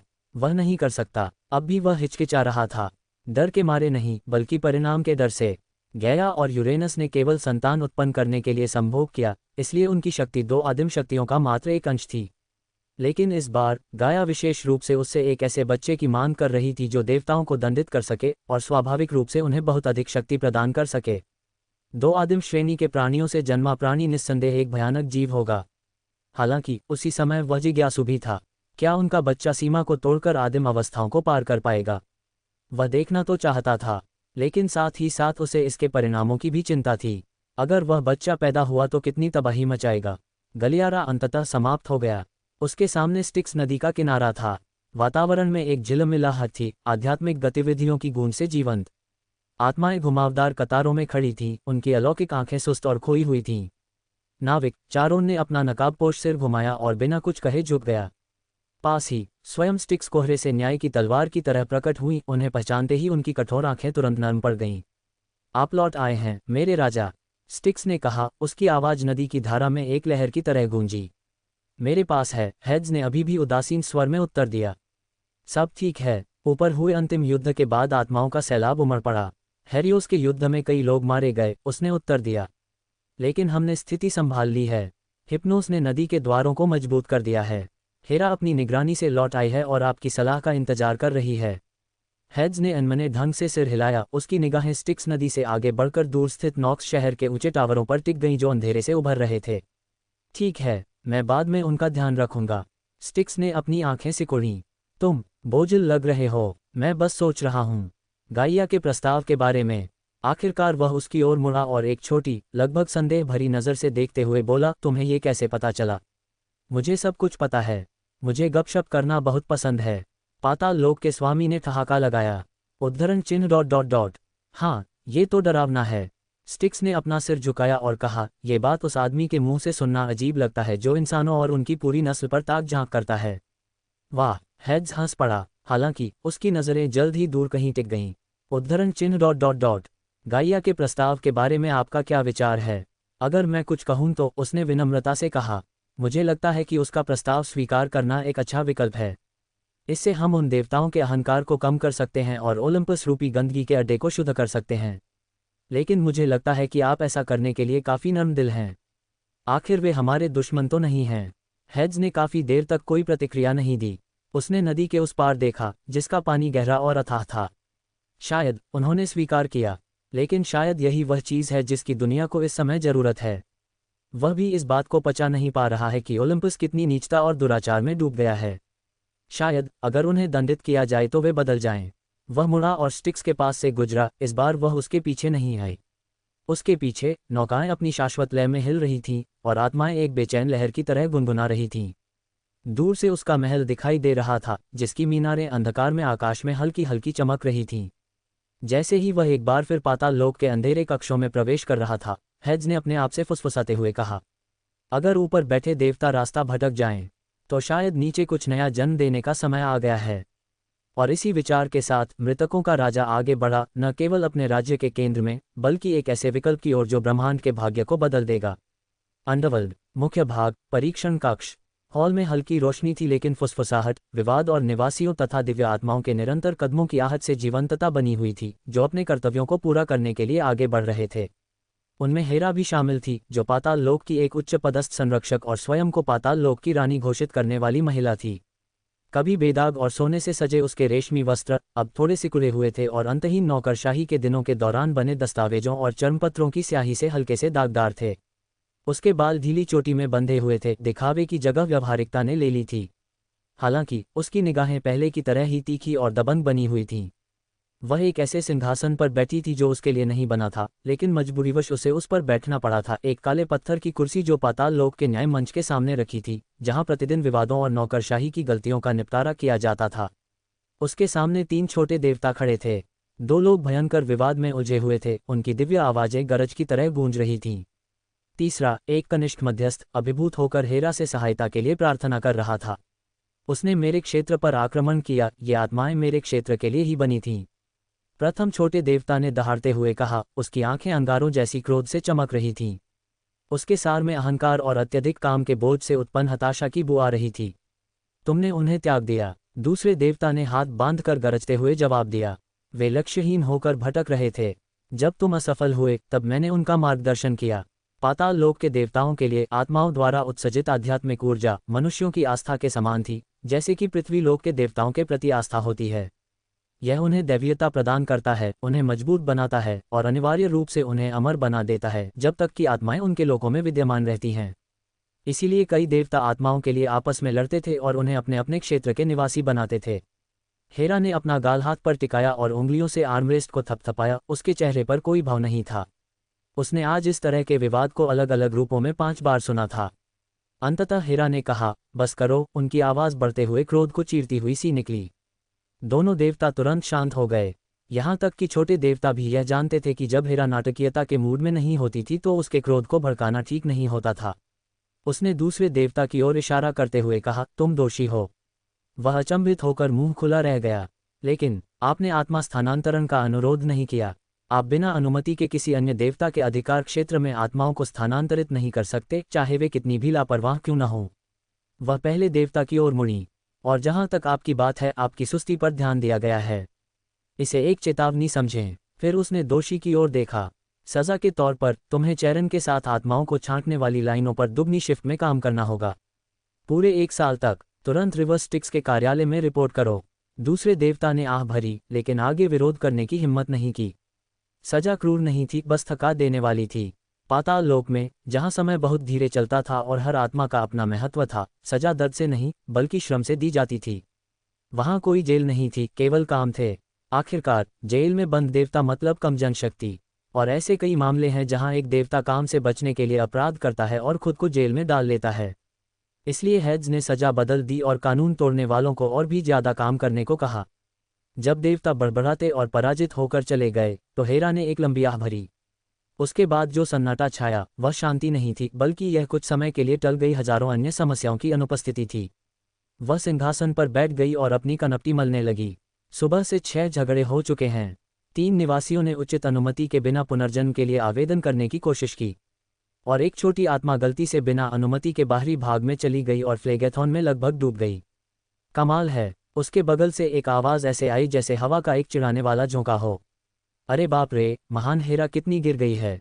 अत्यधिक काम के बोझ से दबे हुए नौकरों के बीच छोटी मोटी लड़ाइयों का फैसला कर रही है। कितनी शान से। हेरा ने स्रोत देखने की ओर देखा तक नहीं। कैंपे, हेड्स की खूबसूरत आधी ड्रैगन आधी स्त्री वाली सवारी एक आक्रमण करने के लिए तैयार सर्प की तरह मुस्कुरा रही थी। मशाल की रोशनी में उसके चमकीले शल्क हल्के से चमक रहे थे। मैं चाय लाई थी, लेकिन मैंने तुम्हें कष्ट सहते हुए सारी चाय पी ली। हेरा ने एक और गहरी आह भरी। तुम सचमुच बहुत प्यारे हो, कैंपे ने हंसते हुए कहा। जब से हमारे प्रिय भगवान हेड्स ने किसी घुमक्कड़ दार्शनिक की तरह लोगों का भ्रमण करने का फैसला किया है, तब से तुम दुख की नई महारानी बन गई हो। क्या तुम्हें गर्व नहीं हो रहा?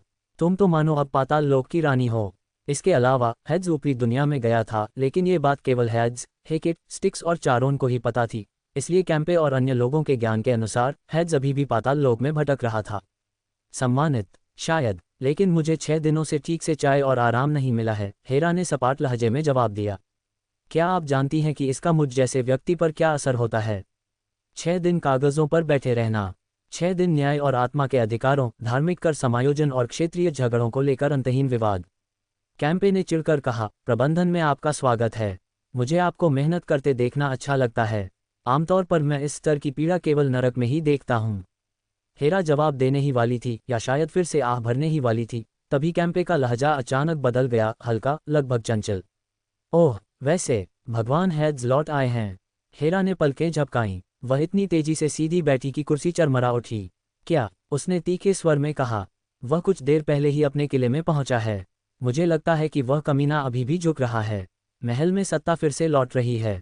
कैंपे की मुस्कान और चौड़ी हो गई। तो हाँ, मुझे पूरा यकीन है कि पिताजी घर आ गए हैं। हेरा चुपचाप खड़ी रही। कैंपे हमेशा की तरह मजे से उसे जाते हुए देखता रहा, लेकिन हेरा ने पीछे मुड़कर भी नहीं देखा। जैसे ही वह कक्ष से बाहर निकली, उसका दिव्य स्वरूप नई ऊर्जा से भर गया। थकान गायब हो गई, काम, देरी, शिकायतें, सब कुछ अब अप्रासंगिक हो गया। तेज कदमों से वह न्याय के स्तंभों के पास से गुजरी, संगमरमर की सीढ़ियों से नीचे उतरी, उन आंगनों से गुजरी जहां आत्माएं फुसफुसाती और झुकती थीं, और उस अलौकिक सीढ़ी पर चढ़ गई जो हैंगिंग फोर्ट्रेस की ओर जाती थी, पाताल लोक का वह महल जो बाकी सब चीजों से ऊपर छाया में तैरता रहता था। उसे देखते ही पहरेदारों ने तुरंत काले लोहे के फाटक खोल दिए। उसने अपनी गति धीमी नहीं की, वह इसे महसूस कर सकती थी, अपने भीतर की शक्ति को। बात सिर्फ इतनी नहीं थी कि हेड्स लौट आया था, बात ये थी कि पाताल लोक जागृत हो गया था। उनकी अनुपस्थिति में शांत पड़ा किला अब ऊर्जा से भरपूर हो उठा था। स्तंभ हल्की रोशनी बिखेर रहे थे और परछाइयां मानो उत्सव में नाच रही थीं। सिंहासन कक्ष के दरवाजे थोड़े खुले हुए थे और उनमें से सुनहरी रोशनी हल्की अजीब चमक रही थी। वह अंदर चली गई, और वह वहीं था। पाताल लोक के स्वामी हेड्स अपने सिंहासन पर बैठे थे, एक छायादार, गंभीर आकृति के रूप में नहीं, बल्कि एक ऐसे राजा के रूप में जिन्होंने एक चुनाव किया था। उसकी निगाहें दूर कहीं थीं, विचारशील थीं, लेकिन जब उसने उसे देखा तो उसकी निगाहें थोड़ी नरम पड़ गईं। तुम लौट आए, उसने हौंफते हुए कहा। मैंने किया है, उसने उत्तर दिया। कुछ पल का विराम रहा, संक्षिप्त फिर भी अर्थपूर्ण। फिर हेरा कक्ष पार करके उसके सिंहासन के बगल में खड़ी हो गई। वह घुटनों के बल नहीं बैठी, वह किसी के सामने घुटने टेकने वाली नहीं थी, लेकिन उसने अपना हाथ काले पत्थर की कुर्सी के किनारे पर रखा और उसकी आंखों में देखा। कभी भी इस तरह गायब मत हो जाना। क्या तुम्हें पता है कि तुम्हारे जाने के बाद मुझे क्या क्या झेलना पड़ा? काम, काम और बस काम। हेड्स ने हल्की सी मुस्कान दी। माफ कीजिए, लेकिन मुझे बस ये देखना था कि मेरे शासन में ये राज्य कैसा है। और अब जब तुमने कर लिया है, उसने पूछा। उसने उसकी ओर देखे बिना लेथे नदी की ओर खुलती विशाल खिड़की की ओर देखा। अब मुझे लगता है कि आगे क्या होगा ये तय करने का समय आ गया है।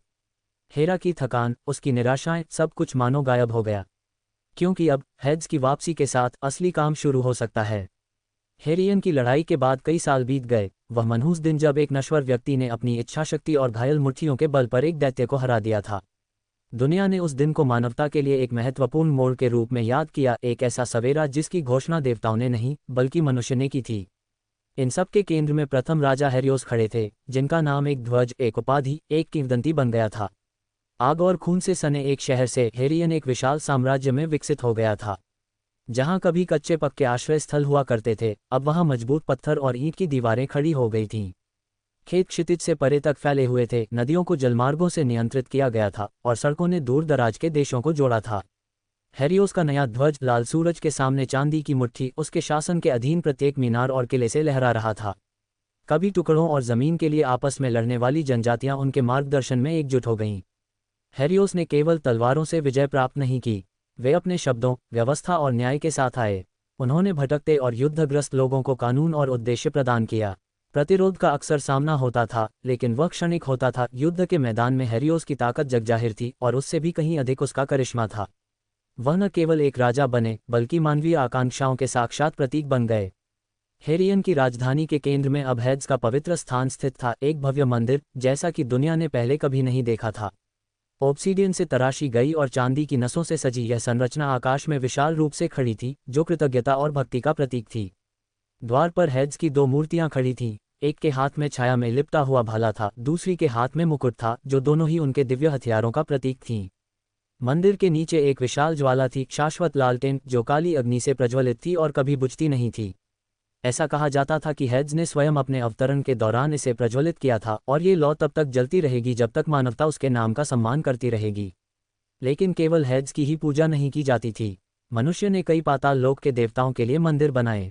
जादू की देवी हेकेट, विवाह की देवी हेरा और प्रेम की देवी एफ्रोडाइट, ये तीन देवियां हैं जिनकी मनुष्य सबसे अधिक पूजा करते हैं।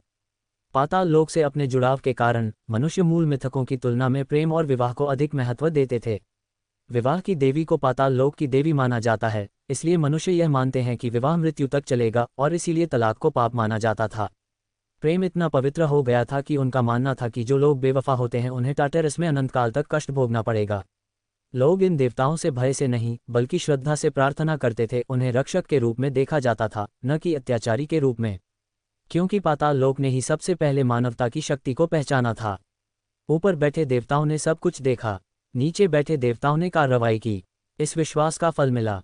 पाताल लोक के आशीर्वाद से बंजर मिट्टी में भी फसलें खूब फलती फूलती थीं और सर्दियां हल्की होती थीं। मृतकों की आत्माओं का विधिवत अंतिम संस्कार और मार्गदर्शन किया जाता था। बीमारियां दुर्लभ थीं। हर बच्चा हेरियोस नाम जानता था और हर वयस्क हीरो बनने की ख्वाहिश रखता था। यह उपाधि अब उन लोगों को दी जाती थी जो वीरता, साहस और सद्गुण के साथ राज्य की सेवा करते थे। हेरियोस, जो अब बूढ़ा हो चुका था और काले लोहे और गहरे लाल रेशम से सजे कवच पहने हुए था, अक्सर अपने लोगों के बीच घूमता हुआ करता था। वह स्वयं युद्धों में नहीं लड़ता था, उसकी उपस्थिति ही लोगों को एकजुट करने या उन्हें वश में करने के लिए पर्याप्त थी। उसकी परिषद में पूर्व योद्धा, विद्वान और द्रष्टा शामिल थे, जिनमें से कई कभी उसके प्रतिद्वंद्वी थे और अब निष्ठापूर्वक उसकी सेवा करते थे। हेरियन का साम्राज्य पूर्व की महान नदियों से लेकर पश्चिम के समुद्र की पथरीली चट्टानों तक फैला हुआ था। जनजातियां शहरों में परिवर्तित हो गई थीं, मौखिक परंपराएं लिखित ग्रंथों में परिवर्तित हो गईं, और पूरे राज्य में रात्रि देवता के सम्मान में हर साल उत्सव आयोजित किए जाते थे, जिसे आम लोग हेड्स के नाम से जानते थे। ऐसा ही एक त्योहार, जिसे ब्लैक डॉन कहा जाता है, मौन के साथ शुरू हुआ। लोग रात में काले वस्त्र पहनकर, लालटेन जलाकर, पूर्ण शांति में सड़कों पर घूमने के लिए एकत्रित हुए। सूर्योदय के समय ढोल बजने लगे, तुरही बज उठी और दावतें आयोजित की गईं। बच्चों को ये कहानी सुनाई जाती थी कि कैसे एक आदमी ने एक दैत्य को मुक्का मारकर धरती में गाड़ दिया था और कैसे मृत्यु के देवता ने अवज्ञा के उस कृत्य पर मुस्कुराया था। समय बीतने के साथ अन्य जातियां, अप्सराएं, सेटाया, ड्रॉइड दूर से बेचैनी और विस्मय से देख रही थीं। पहली बार उन्होंने स्वयं को दैवीय कृपा से वंचित महसूस किया। ओलंपस के देवता भी देख रहे थे और हर गुजरते साल के साथ उनके मंदिर शांत होते गए और मनुष्यों के बीच उनका प्रभाव कम होता गया। लेकिन मानवता को इसकी परवाह नहीं थी। उनके पास एक ऐसा राजा था जिसने उनके लिए खून बहाया था, एक ऐसा ईश्वर था जिसने उन्हें आशीर्वाद दिया था, और एक ऐसा भविष्य था जिसे वे अपने हाथों से गढ़ेंगे। हेरियन का साम्राज्य अब न तो एक अकेला शहर था और न ही राक्षसों के खिलाफ एक हताश संघर्ष। अब यह मानवता का धड़कता हुआ दिल था। तारांकन, तारांकन, तारांकन, माउंट ओलंपस के संगमरमर के हॉल सूर्य के सुनहरे प्रकाश में जगमगा रहे थे, फिर भी वातावरण में एक स्पष्ट तनाव व्याप्त था। देवताओं को ज़्यूस द्वारा एक ऐसे मामले पर चर्चा करने के लिए बुलाया गया था जो दिव्यलोक में लंबे समय से पनप रहा था, हेड्स और नश्वर राजा हेरियोस के प्रति मनुष्यों की अभूतपूर्व भक्ति में वृद्धि। अपने भव्य सिंहासन पर विराजमान, माथे पर शिकन लिए, ज़्यूस ने सभा को संबोधित करते हुए कहा, उस दुष्ट हेड्स ने बड़े ही न्यायपूर्ण और सम्मानजनक तरीके से हमें चेतावनी दी कि मानवता को अकेला छोड़ दें। लेकिन उसने कार्रवाई की और हमारी पीठ पीछे मानवता का विश्वास अपने पक्ष में कर लिया। कितना कपटी है, वह पाखंडी है। युद्ध के प्रतीक माने जाने वाले अरेस ने मेज पर मुक्का मारा। यह अपमान है। हमारे द्वारा रचित मनुष्य अब मृत्यु के देवता की शरण में जा रहे हैं। हमें उन्हें अपनी शक्ति का आदर शौकत दिखानी होगी। बेशक ये तथ्य कि प्रोमेथियस ने ही मानवता का सृजन किया था, या उन्होंने प्रोमेथियस की ज्वाला को धारण करने के लिए मनुष्यों को दंडित करने के लिए राक्षसों की भीड़ भेजने का प्रयास कैसे किया, इस बारे में कुछ नहीं कहा गया, या यूं कहें कि वे इसे पूरी तरह से भूल गए। उनके मन में मानवता उनकी रचना थी और इसलिए उन्हें उनकी पूजा करनी चाहिए। समुद्र के देवता पोसीडॉन ने सहमति में सिर हिलाया। अब उन अन्य नश्वर जातियों का विश्वास कमजोर पड़ने लगा है। हमें नई जाति मानवता की आवश्यकता है, जो हमें विश्वास का नया स्रोत प्रदान करे। हेड्स ने हमसे यह अधिकार छीन लिया है। और युद्ध, अरेस ने मेज पर मुट्ठी पटकी, उन लानत इंसानों ने अपने सारे युद्ध अभियान हेड्स को समर्पित कर दिए, ये पूरी तरह से भूलकर कि मैं युद्ध का देवता हूँ। मैं कहता हूं कि हम हेड्स को अनदेखा करें और मानवता का नाश करें। ज़्यूस गरजते हुए बोला, फिर हम एक नई जाति का सृजन करेंगे जो हमारी पूजा करेगी। मैं सहमत हूं। अरेस मुस्कुराया। शोरगुल के बीच दूत देवता हेरमेस ने शांति का संकेत देते हुए अपना हाथ उठाया। शायद हम इस मामले को गलत तरीके से सुलझा रहे हैं। हेरियोस और उसके अनुयायियों का सीधे सामना करने के बजाय क्यों न हम उन मानव जनजातियों का समर्थन करें जो उसके शासन का विरोध कर रही हैं। उन्हें सशक्त बनाएं ताकि वे हमारे प्रति वफादार अपने राज्य स्थापित कर सकें। ज़्यूस उत्सुकता से आगे झुकते हुए अपनी भौहें ऊपर उठा लीं। आगे बोलो, हर्मीस ने आगे कहा, इन जनजातियों का समर्थन करके हम एक संतुलन स्थापित करते हैं। उनकी सफलताएं दूसरों को प्रेरित करेंगी और उनकी विजयों के माध्यम से हमारा प्रभाव बहाल होगा। देवताओं ने सहमति में धीरे से कहा, ये रणनीति प्रत्यक्ष टकराव के बिना श्रद्धा प्राप्त करने की उनकी इच्छा को पूरा करती थी। ज्ञान की देवी एथेना और शिकार की देवी आर्टेमिस चर्चा से अलग बैठी थीं और अपनी ही बातचीत में मग्न थीं। एथेना को धर्मों से कोई खास मतलब नहीं है। जब तक मनुष्य ज्ञान और बुद्धि की खोज करते रहेंगे, आस्थाएं स्वाभाविक रूप से उनकी ओर एकत्रित होती रहेंगी। आर्टेमिस भी ऐसी ही थी। जब तक मनुष्य भोजन के लिए शिकार करते रहेंगे, तब तक उसे उनकी पूजा की भी आवश्यकता नहीं है। ये तो दिलचस्प लग रहा है। ज़्यूस मुस्कुराया। तो फिर इस समझौते से कौन सहमत है? उबाओ। लेकिन मुझे लगता है मैं सहमत हो सकता हूँ। अरेस ने कहा, मेरी तरफ से तो हाँ है। हेरमेस मुस्कुराया, मुझे परवाह नहीं, जो चाहो करो। डायोनिसस हिचकी लेते हुए अपना सिर मेज पर झुकाए पूरी तरह नशे में धुत होकर बोला। अन्य देवता भी अपनी सहमति व्यक्त करते हैं। बहुमत की सहमति से ज़्यूस ने घोषणा की, ऐसा ही हो। हम हेरियोस का विरोध करने वालों को अपना आशीर्वाद देंगे। उनके माध्यम से हमारी विरासत कायम रहेगी, यानी उनकी दुराचार की विरासत। लेकिन जाहिर है वे इस बात पर विश्वास नहीं करते। आखिरकार वे अपने हृदय में धर्मी और न्यायप्रिय देवता हैं। पाताल लोक। टारटारस की सीमा पर पाताल लोक के शहरों की हलचल और आत्माओं के गुजरने की शांत गूंज से दूर समय से अछूता एक क्षेत्र स्थित था, रात की आदिम देवी न्यक्स का क्षेत्र। यहाँ तारे मानो सिर के ठीक ऊपर तैरते हुए प्रतीत होते थे और अंधेरा केवल प्रकाश की अनुपस्थिति नहीं था, यह एक सार था, एक मखमली कपड़ा था जो उस स्थान के मूल तत्व के चारों ओर बुना हुआ था। वहाँ कोई दीवार नहीं थी, कोई सीमा नहीं थी, बस सपनों, यादों और भूली हुई चीज़ों से भरी गोधूली की एक अंतहीन धारा थी। यहीं पर पाताल लोक के राजा हेड्स एक तैरते हुए ऑब्सीडियन प्लेटफॉर्म पर, जो अथाह गहराई में लटका हुआ था, पूर्ण शांति से बैठे थे। उनके पैर क्रॉस किए हुए थे।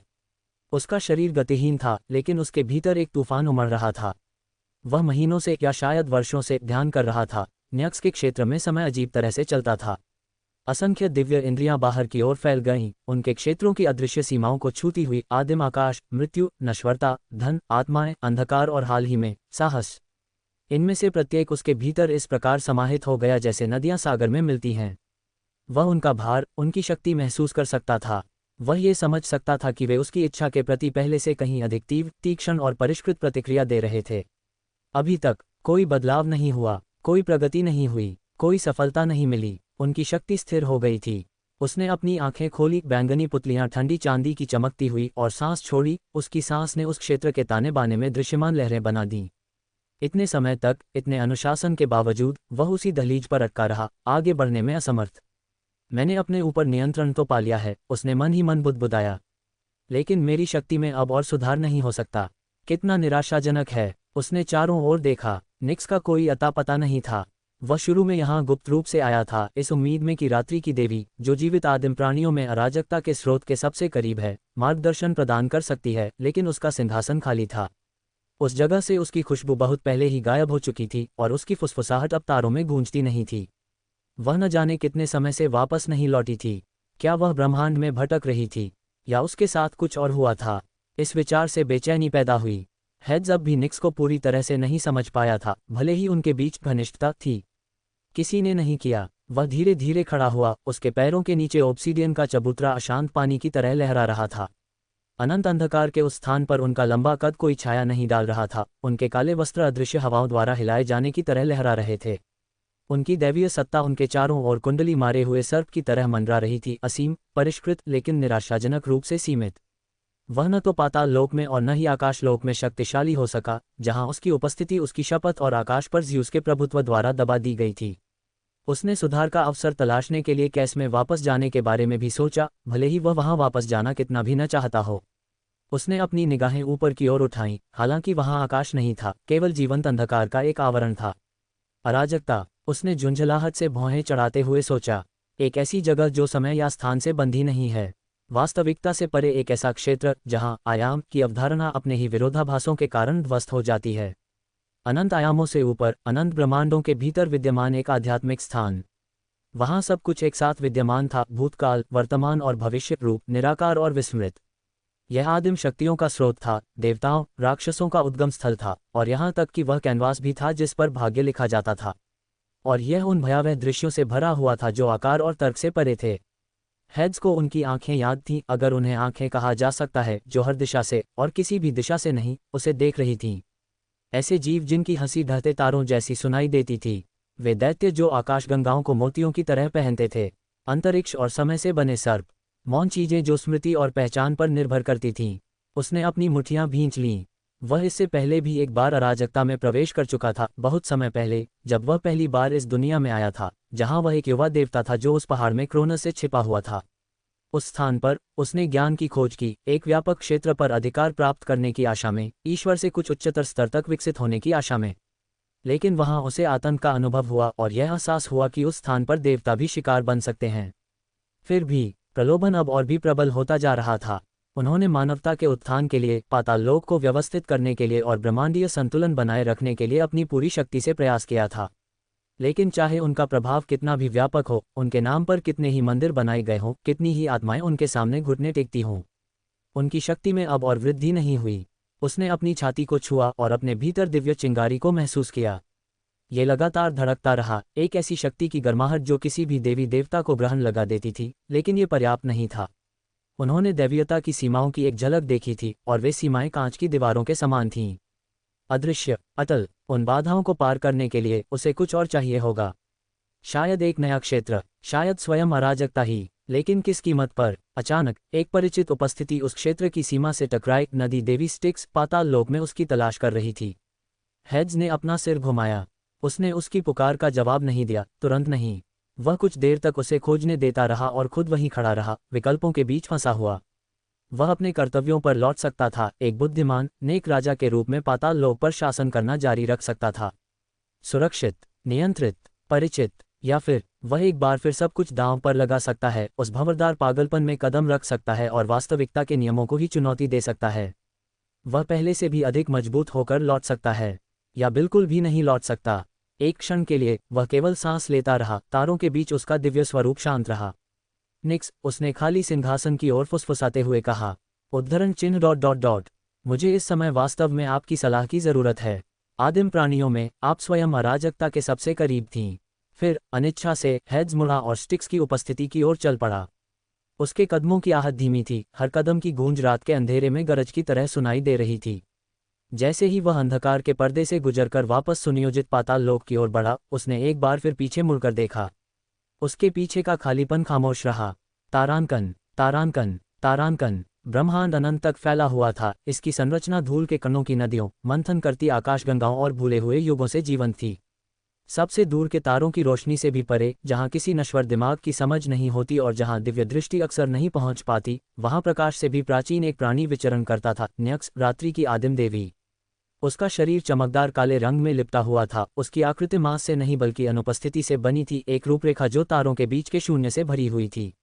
वह उन क्षेत्रों में विचरण करती रही जहां आयाम आपस में घुलने मिलने लगे थे, खोजती हुई, सुनती हुई, इस दुनिया से परे किसी चीज की तलाश में। कुछ ऐसा जो पराया हो, अनचाहा हो और पूरी तरह से परिचित होते हुए भी अपरिचित हो। कोई ऐसी चीज जिसे अभी इस दुनिया में नहीं आना चाहिए था। कोई ऐसी चीज जिसे क्रोनोस ने तय समय से पहले ही प्रवेश करने की अनुमति दे दी। एक ऐसा प्राणी जिसका अंश किसी भी दिव्य मस्तिष्क की समझ से परे था। इसने आक्रमण कर दिया था। निक्स ने नश्वर काल में वर्षों तक इसके निशान का पीछा किया था, कानून के क्षेत्रों, पागलपन के गड्ढों और अजन्मे संसारों के पालनों की छानबीन की थी।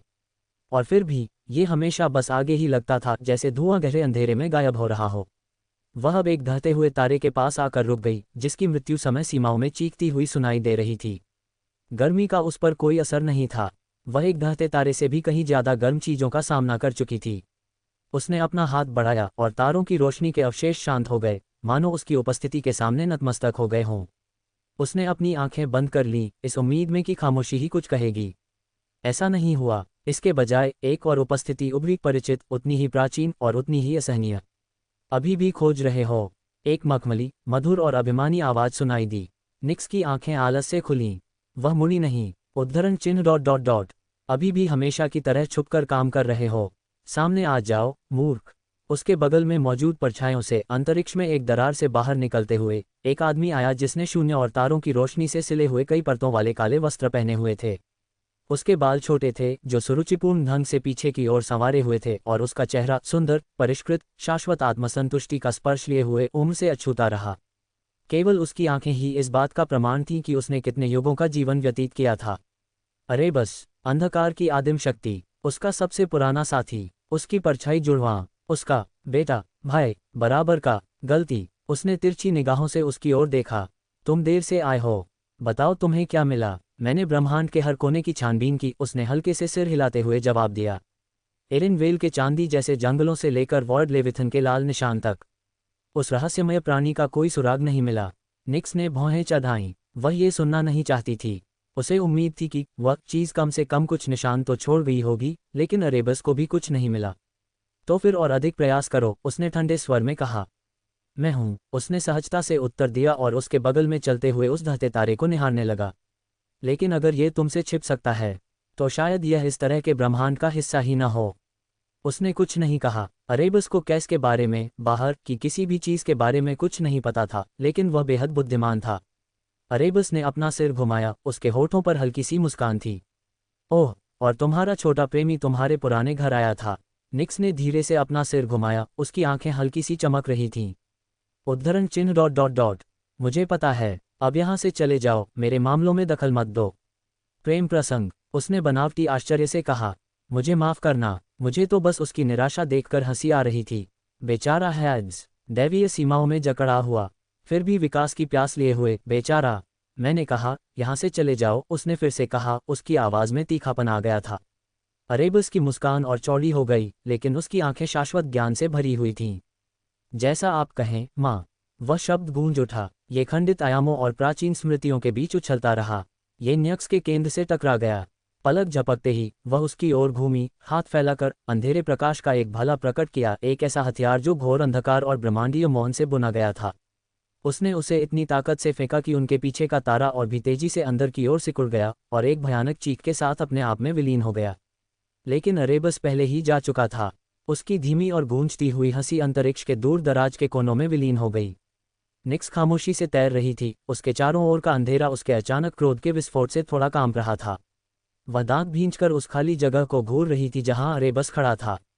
उसे वह नाम नापसंद था, इसलिए नहीं कि वह गलत था, बल्कि इसलिए कि वह सच था। उसने अपने ही सार से पाताल लोक के अधिकांश देवताओं को जन्म दिया था।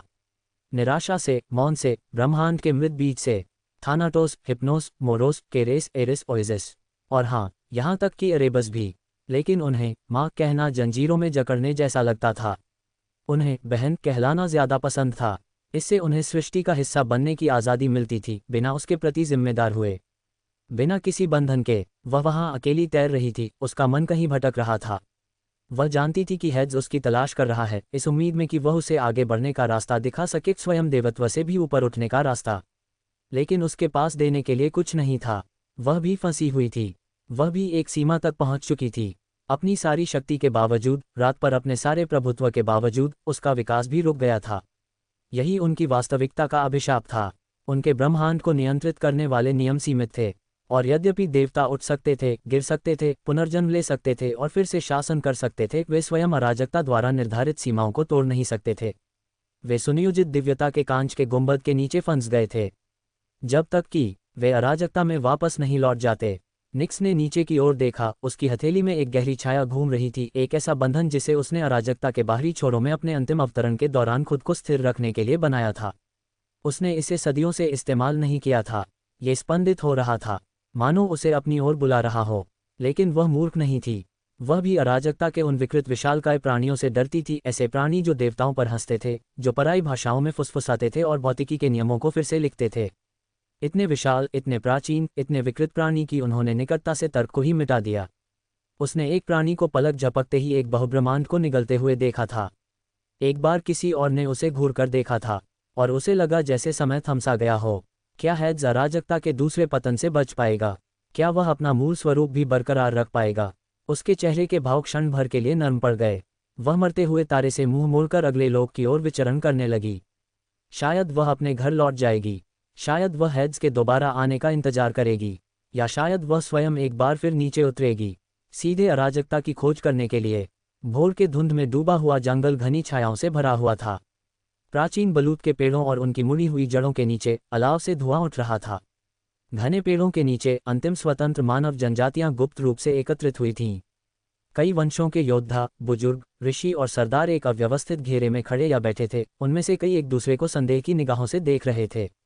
पुराने दुश्मन अब एक ही गठबंधन में बंधने के लिए मजबूर हो गए थे, लेकिन हताशा ही वह शक्तिशाली बंधन थी। सभा के केंद्र में शेर की खाल में लिपटा हुआ एक सांवला सरदार बैठा था, जिसकी आंखें क्रोध से लाल थीं। वह कमीना, हैरियोस, उसने थूकते हुए अपनी मुट्ठी उस चपटे पत्थर पर पटकी जिसे उन्होंने अस्थायी मेज के रूप में इस्तेमाल किया था। वह एकता का दावा करता है, लेकिन उसने केवल अत्याचार ही लाया है। वह उन सभी मनुष्यों को घुटने टेकने पर मजबूर करता है जो उसके सामने झुकने की हिम्मत नहीं करते। वह धन्य है, उसके वचन के बिना तो सूर्य भी नहीं जलता, दूसरे ने गुर्राते हुए कहा।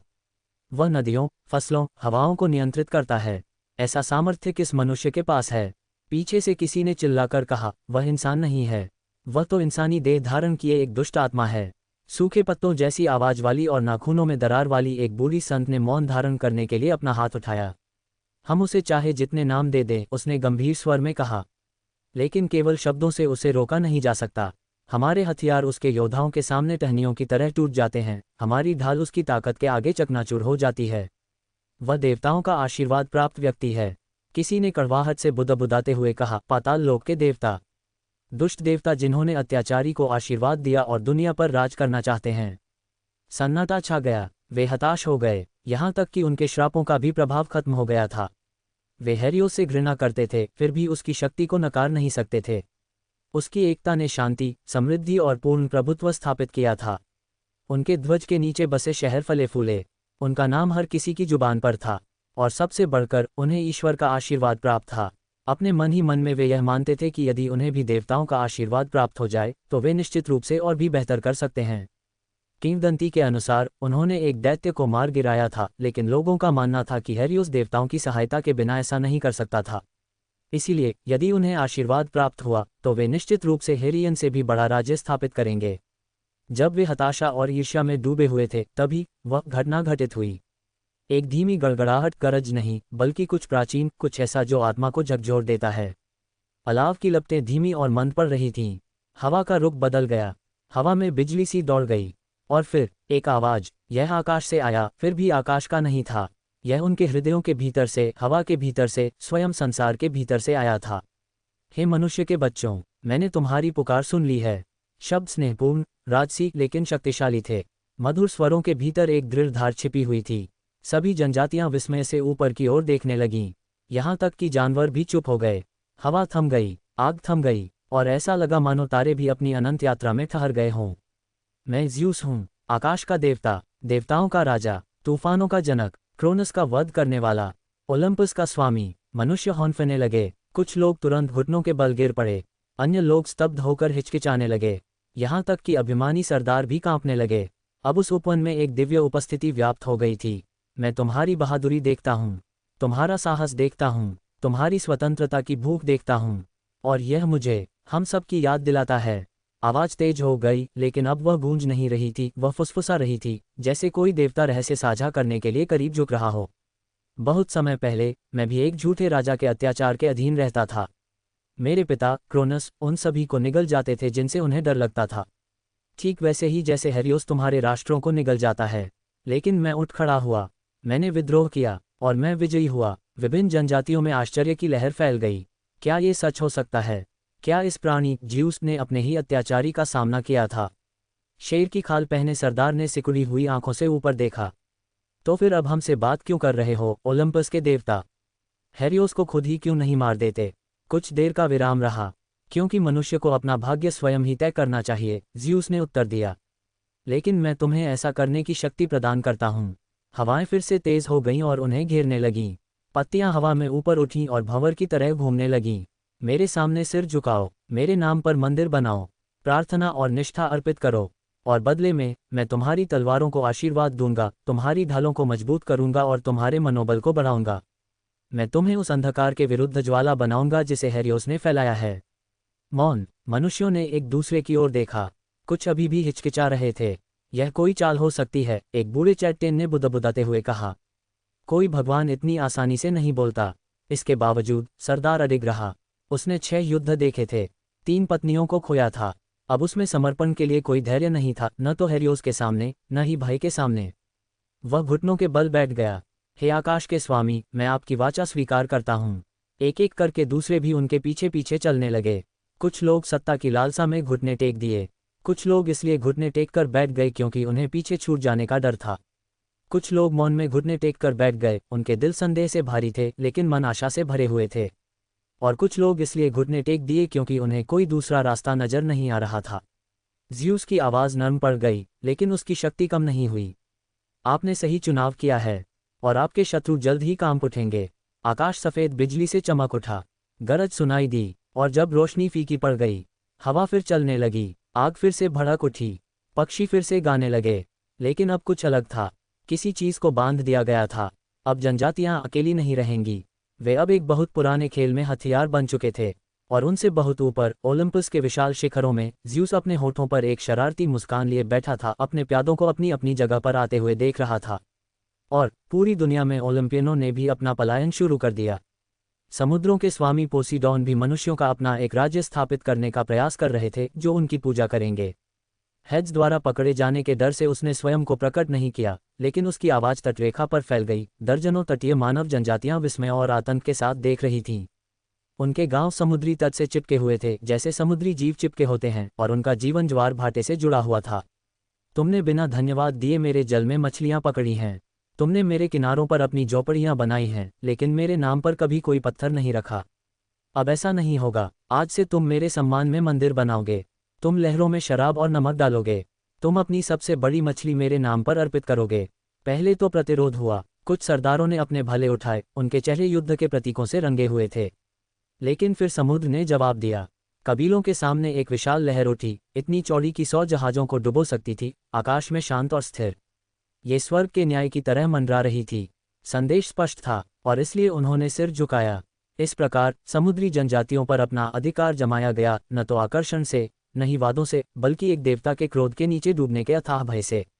दूसरी ओर अरेस उबड़ खाबड़ पहाड़ियों की ज्वाला अस्थि जनजातियों के सामने खड़ा था।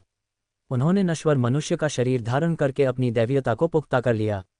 उनका आगमन किसी दैवीय फुसफुसाहट जैसा नहीं था, बल्कि रक्तपात और अराजकता का एक तूफान था। युद्ध के देवता कांस्य वस्त्र पहने हुए आए, उनकी तलवार दिव्य रक्त से लथपथ थी, और उनकी आंखें युद्ध की लालसा से पागल थीं। उन्होंने कोई भाषण नहीं दिया। इसके बजाय उन्होंने उनके सबसे शक्तिशाली योद्धा को एकल युद्ध के लिए चुनौती दी। ये द्वंद्व 7 सेकंड तक चला। इसके बाद वह उनके शिविर में गया और घोषणा की, तुमने अच्छा युद्ध लड़ा। अब मेरे लिए लड़ो, मेरे झंडे बुलंद करो, अपनी तलवारों पर मेरा नाम उकेर लो, और मैं तुम्हें अंतहीन युद्ध दूंगा। मेरे नाम की स्तुति करो। मैं अरेस हूँ, युद्ध का देवता। फ्लेमबोन ने जय जयकार किया। वे हिंसा से पैदा हुए थे, और अब उन्हें अपना भगवान मिल गया था। सुदूर पूर्व में अपोलो का नश्वर अवतार स्काईवाइन घाटियों में उतरा। उसकी सुंदरता और तेज ने वहां रहने वाले चरवाहों और गायकों को चकाचौंध कर दिया। वह उनके लिए कविता, चिकित्सा, तीरंदाजी और प्रकाश का ज्ञान लेकर आया। लोग इकट्ठा होकर घंटों तक उसकी वीणा सुनते रहे, उनकी आंखों से आंसू बह रहे थे। उन्होंने प्रेरणा, सपनों और सुंदरता को एक दिव्य कार्य के रूप में फुसफुसाते हुए बताया। उन्होंने कोमल स्वर में कहा, मेरी पूजा करो और तुम्हारी आत्माएं कभी निराशा का अनुभव नहीं करेंगी। उन्होंने 3 दिनों के भीतर एक मंदिर का निर्माण कर लिया। इसी बीच डायोनिसस ने दक्षिणी जंगलों में वाइनब्लड जनजातियों को पाया। उनका दृष्टिकोण अराजकता का साक्षात रूप था, हंसी, पागलपन, संगीत और चटख रंग। शराब नदियों की तरह बह रही थी। लोग उनकी उपस्थिति से मंत्रमुग्ध होकर नाचने लगे। उन्होंने उपदेशों के माध्यम से नहीं, बल्कि परमानंद के माध्यम से उनकी पूजा की। उन्हें कभी वफादारी मांगने की जरूरत नहीं पड़ी। उन्होंने स्वेच्छा से उन्माद में आकर वफादारी दी। हेफेस्ट्स पर्वतीय जनजातियों के लिए अग्नि और भट्टी लेकर आया। उसने उन्हें गहरी खदानें खोदना, इस्पात को मजबूत बनाना और कभी न टूटने वाले तलवार बनाना सिखाया। इसके बदले में उन्होंने उसके लिए पिघले हुए सोने का एक भट्टी मंदिर बनाया और देवताओं को शक्ति प्रदान करने वाले देवता से प्रार्थना की। प्रत्येक ओलंपियन ने नश्वर दुनिया में अपना अपना स्थान बना लिया था। एक एक करके हेरियोस का विरोध करने वाली स्वतंत्र जनजातियां उसके हाथों नहीं, बल्कि उन देवताओं के हाथों गिरी जिन्होंने मानवता का त्याग कर दिया था। प्रभाव की जंग शुरू हो गई। अब ये हेरियोस के बारे में नहीं था, ये देवत्व के बारे में था, आस्था के बारे में था, नियंत्रण के बारे में था। लेकिन सभी देवताओं ने इसमें भाग नहीं लिया। बहुत ऊपर ओलंपस की एक दूरस्थ चट्टान पर, जहां कोई सिंहासन नहीं था, जहां कोई कानून नहीं गूंजता था, 3 देवियां शांत भाव से अवलोकन कर रही थीं। चांदी के कवच में सजी एथेना, जिसका हेलमेट उसकी बगल में टिका हुआ था, भुजाएं बांधे खड़ी थी, उसकी बैंगनी आंखें एकाग्र और शांत थीं। जंगली शिकारी देवी आर्टेमिस एक पत्थर के खंभे से टेक लगाकर अपने चांदी के धनुष को चमका रही थी और नीचे मची अफरा तफरी पर मुश्किल से ही नजर डाल रही थी। और उनके बगल में तारों और ब्रह्मांडीय संतुलन की मौन न्यायाधीश एस्ट्रिया भावहीन अलगाव के साथ पृथ्वी का अवलोकन कर रही थी। उसकी आंखें नक्षत्रों का दर्पण थीं। वे भूखे कुत्तों की तरह छटपटाते हैं, आर्टेमिस ने तिरस्कार भरे स्वर में कहा। वे इंसान बड़े दयनीय हैं। बिल्कुल, मुझे लगता है कि उनके लिए किसी नश्वर व्यक्ति के सामने घुटने टेकने की बजाय किसी देवता के सामने घुटने टेकना बेहतर था, एथेना ने शांत भाव से उत्तर दिया। एस्ट्रिया कुछ नहीं बोली। उसे इस दिखावे में कोई दिलचस्पी नहीं थी। आर्टेमिस ने कंधे उचकाते हुए कहा, उन्हें अपने छोटे छोटे राज्य रखने दो। मैं जंगलों में ही रहूंगी। चंद्रमा पूजा की भीख नहीं मांगता। लोग बस उसकी पूजा करते हैं। एथेना ने अपनी दृष्टि दूर स्थित एक शहर की ओर घुमाई जो हेरियोस के राज्य की राजधानी थी। उसकी सड़कें मशालों की रोशनी से जगमगा रही थीं। उसके मंदिर भव्यता और सुंदरता से खड़े थे। उन्होंने कहा, वे हेरियोस का मजाक उड़ाते हैं, लेकिन उनमें से कोई भी वह काम नहीं कर सकता था जो उसने किया है। नहीं, एस्ट्रिया ने अंततः कहा, उसकी आवाज़ तारों की झनकार जैसी थी। वही एक था जिसे भगवान हेड्स ने स्वीकार किया था, और अतीत, वर्तमान और भविष्य में कोई भी उसके जितना महान होने की आशा नहीं कर सकता। सन्नाटा छा गया। नीचे दुनिया बदल गई। राज्य उभरे, मंदिर जगमगा उठे, देवताओं ने तलवारों की तरह अपना प्रभाव बढ़ाया, और सबसे बढ़कर मानव जगत विभाजित होने लगा, युद्ध में नहीं, बल्कि किसी कहीं अधिक भयावह चीज में, विचारधारा में। हेड्स के लटकते किले की गहराई में एक ऐसी जगह मौजूद है जहां समय मुड़ जाता है और अंतरिक्ष विलीन हो जाता है। यह पाताल लोक का हिस्सा नहीं था, यह उसके नीचे, उसके बगल में, उसके भीतर स्थित था। देवताओं से भी पुराने मंत्रों द्वारा बुना और स्थिर किया गया एक गुप्त आयाम पूर्ण मौन में स्पंदित हो रहा था। यह हेड्स का पवित्र स्थान था जिसे उसने और हेकेट ने मिलकर बनाया था। यह न तो सिंहासन कक्ष है और न ही न्याय कक्ष, लेकिन ये शोध और दिव्यता की एक प्रयोगशाला है जिसमें असीम महत्वाकांक्षा और असहनीय सीमाएं हैं। कक्ष अनंत तक फैला हुआ था, स्थानिक संपीड़न के कारण उसका आकार विकृत हो गया था। दीवारों के सहारे क्रिस्टलीय नलियां हवा में तैर रही थीं, प्रत्येक अलौकिक रंगों से जगमगा रही थी, ब्रह्मांड के हर कोने से निकाले गए सार से भरी हुई। मारे गए देवताओं का सुनहरा मवाद, प्रकाश के संपर्क में आते ही चटकने वाले टाइटन्स का उबलता हुआ रक्त, और उन गिरे हुए राक्षसों से एकत्रित मटकता हुआ तरल पदार्थ जिनके नाम सृष्टि से बहुत पहले मिटा दिए गए थे। ड्रैगन के खंडित शल्क, आदिम जीवों का मज्जा, स्वयं टाटारस का एक टुकड़ा। हेड्स ने आदिम प्रतिध्वनियों के बचे हुए अवशेषों से शक्ति की बूंदों को भी संघनित करने में कामयाबी हासिल कर ली थी।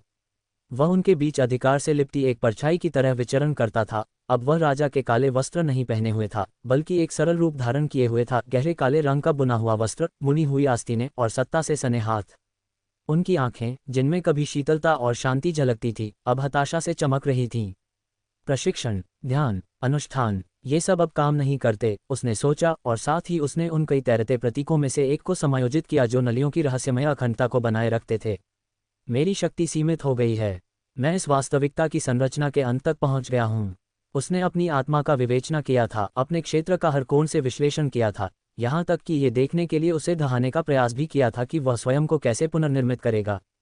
फिर भी कोई वृद्धि नहीं हुई, न तो शक्ति में, न ही अधिकार में। उसने जो कुछ हासिल किया वह केवल अपनी शक्ति पर बेहतर नियंत्रण और उसे परिष्कृत करना था। इसलिए उन्होंने प्रशिक्षण पूरी तरह से बंद करने और सीमाओं को पार करने के अन्य तरीके खोजने पर ध्यान केंद्रित करने का विकल्प चुना। शक्तिशाली प्राणियों की शक्तियों और अवशेषों का उपयोग करते हुए उसे अपनी उन्नति का सुराग मिलने की उम्मीद थी। वह वर्षों से इसी स्थान पर छिपा हुआ था। अब हेरा उसकी जगह पाताल लोक पर शासन कर रही थी। काम के बोझ और कर्मचारियों की कमी की शिकायत के बावजूद उन्होंने बिना किसी सवाल के नौकरी स्वीकार कर ली। हेरा के पाताल लोक पर शासन करने से हेड्स को बिना किसी रुकावट के काम करने का समय मिल जाता था। उसने गाया के प्रस्ताव पर भी विचार किया था, इस उम्मीद में कि वे एक ऐसी संतान पैदा कर सकते हैं जो इस वास्तविकता की सीमाओं को तोड़ सके। तभी उसे किसी की उपस्थिति का एहसास हुआ। उसके पवित्र स्थान की परतदार सुरक्षा दीवारों में एक सिहरन दौड़ गई। इतनी विशाल सुरक्षा दीवारें जो इस स्थान को वास्तविकता से अलग करती हैं।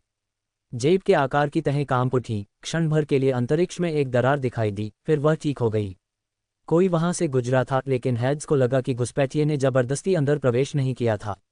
यह अधिकृत था, कोई ऐसा व्यक्ति जिसके पास अंधेरे की चाबियां थीं। वह मुड़ा, आश्चर्यचकित नहीं बल्कि थका हुआ। हे केट, उसने कहा, उसकी आवाज़ जेबनुमा दायरे में एक धीमी ढोल की तरह गूंज उठी। इस क्षेत्र की सह निर्माता होने के नाते वह स्वाभाविक रूप से स्वतंत्र रूप से इसमें प्रवेश कर सकती है और बाहर निकल सकती है। वह पवित्र स्थान के केंद्रीय चबूतरे के किनारे पर खड़ी थी, अपने गहरे दिव्य लबादे में लिपटी हुई थी जो तारों भरी आधी रात की तरह जगमगा रहा था। उसकी उपस्थिति में मशालें स्वतः प्रज्वलित हो गईं, हालांकि किसी लौने लकड़ी या तेल को नहीं छुआ। उसकी आंखें ठंडी और भावहीन थीं, लेकिन उनमें वह गंभीरता झलकती थी जिसे केवल देवता ही समझ सकते थे। तुम मुर्दे जैसे दिख रहे हो, उसने उसे ऊपर से नीचे तक देखते हुए कहा।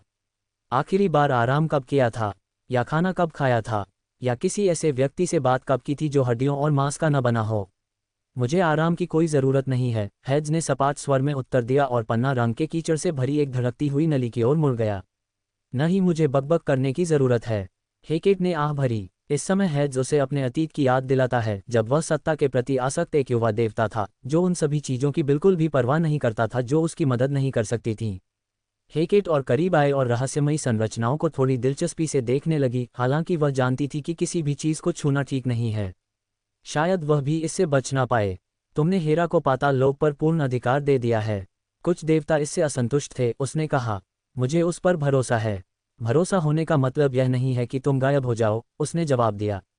तुम्हारे ग्राहक अब तुम्हारे नियंत्रण के बिना ही अपनी मनमानी करने लगे हैं। हेड्स ने कोई प्रतिक्रिया नहीं दी। उसने एक चिन्ह को समायोजित किया। दिव्य ऊर्जा की एक तीव्र लहर हवा में कांप उठी। उनके बीच सन्नाटा पसरा रहा, जब तक कि हेकेट ने आखिरकार दोबारा बोलना शुरू नहीं किया, इस बार अधिक गंभीरता से। ओलंपिक देवताओं ने भी हरकत शुरू कर दी है। उन्होंने कई स्वतंत्र जनजातियों को अपने अधीन कर लिया है। पोसीडोन ने समुद्री जनजातियों पर कब्जा कर लिया। अरेस और अपोलो ने अपनी अपनी जनजातियां बना लीं। हेमीज विद्रोहियों को स्वतंत्रता के वादे फुसला रहा है, बशर्ते वे उसकी पूजा करें। उनके नाम पर मंदिर बन रहे हैं। हेड्स रुक गया। काफी देर तक सन्नाटा छाया रहा। फिर उसने एक और प्रतीक को इस तरह से समायोजित करना जारी रखा, मानो उसके शब्द काले पत्थर पर बरसती बारिश हों। मैं समझ गया, उसने कहा। क्या तुम कुछ नहीं करने वाले हो? नहीं। क्या आप सचमुच उन्हें हेरियोस द्वारा बनाई गई हर चीज़ को नष्ट करने देंगे? मनुष्यों की अपनी इच्छा होती है, वे अपनी पसंद खुद कर सकते हैं, उसने तीखे स्वर में कहा और अंत में उसकी ओर मुड़ा। उनकी आवाज़ शांत थी, लेकिन उसके भीतर दृढ़ता थी।